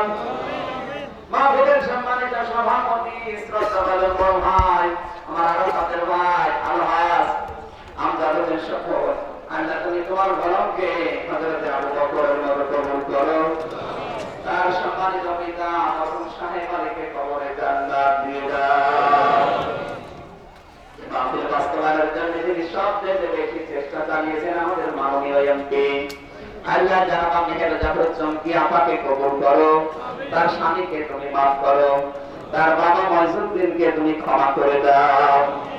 প্রশাসনের যে ভাইগুলো নিজেদের মা বাবা আত্মীয় স্বজন ছেড়ে দেশ এবং দেশের দায়িত্ব পালন করছে, আজকের এই ময়দান যারা পাহারা দিয়েছে আল্লাহ প্রশাসনকে কবুল করো। এই কালীগঞ্জ থানার ওসি সহ এই গাজীপুর জেলার এসপি ডিসি যত মানুষ দায়িত্বে আছে প্রত্যেককে তুমি কোরআনের হেদায়েত দিয়ে দাও। সম্মানিত মা বোনদেরকে মঞ্জুর করো, অনেক অসুস্থ দোয়া চাই শেফায়ে কামেলা আজরা নসিব করো। মেয়েদের যে দায়িত্ব তোমার নবী দিয়েছে এই সততার সাথে পালন করার সুযোগ দাও। রব্বুল আলামিন মাহফিলের জন্য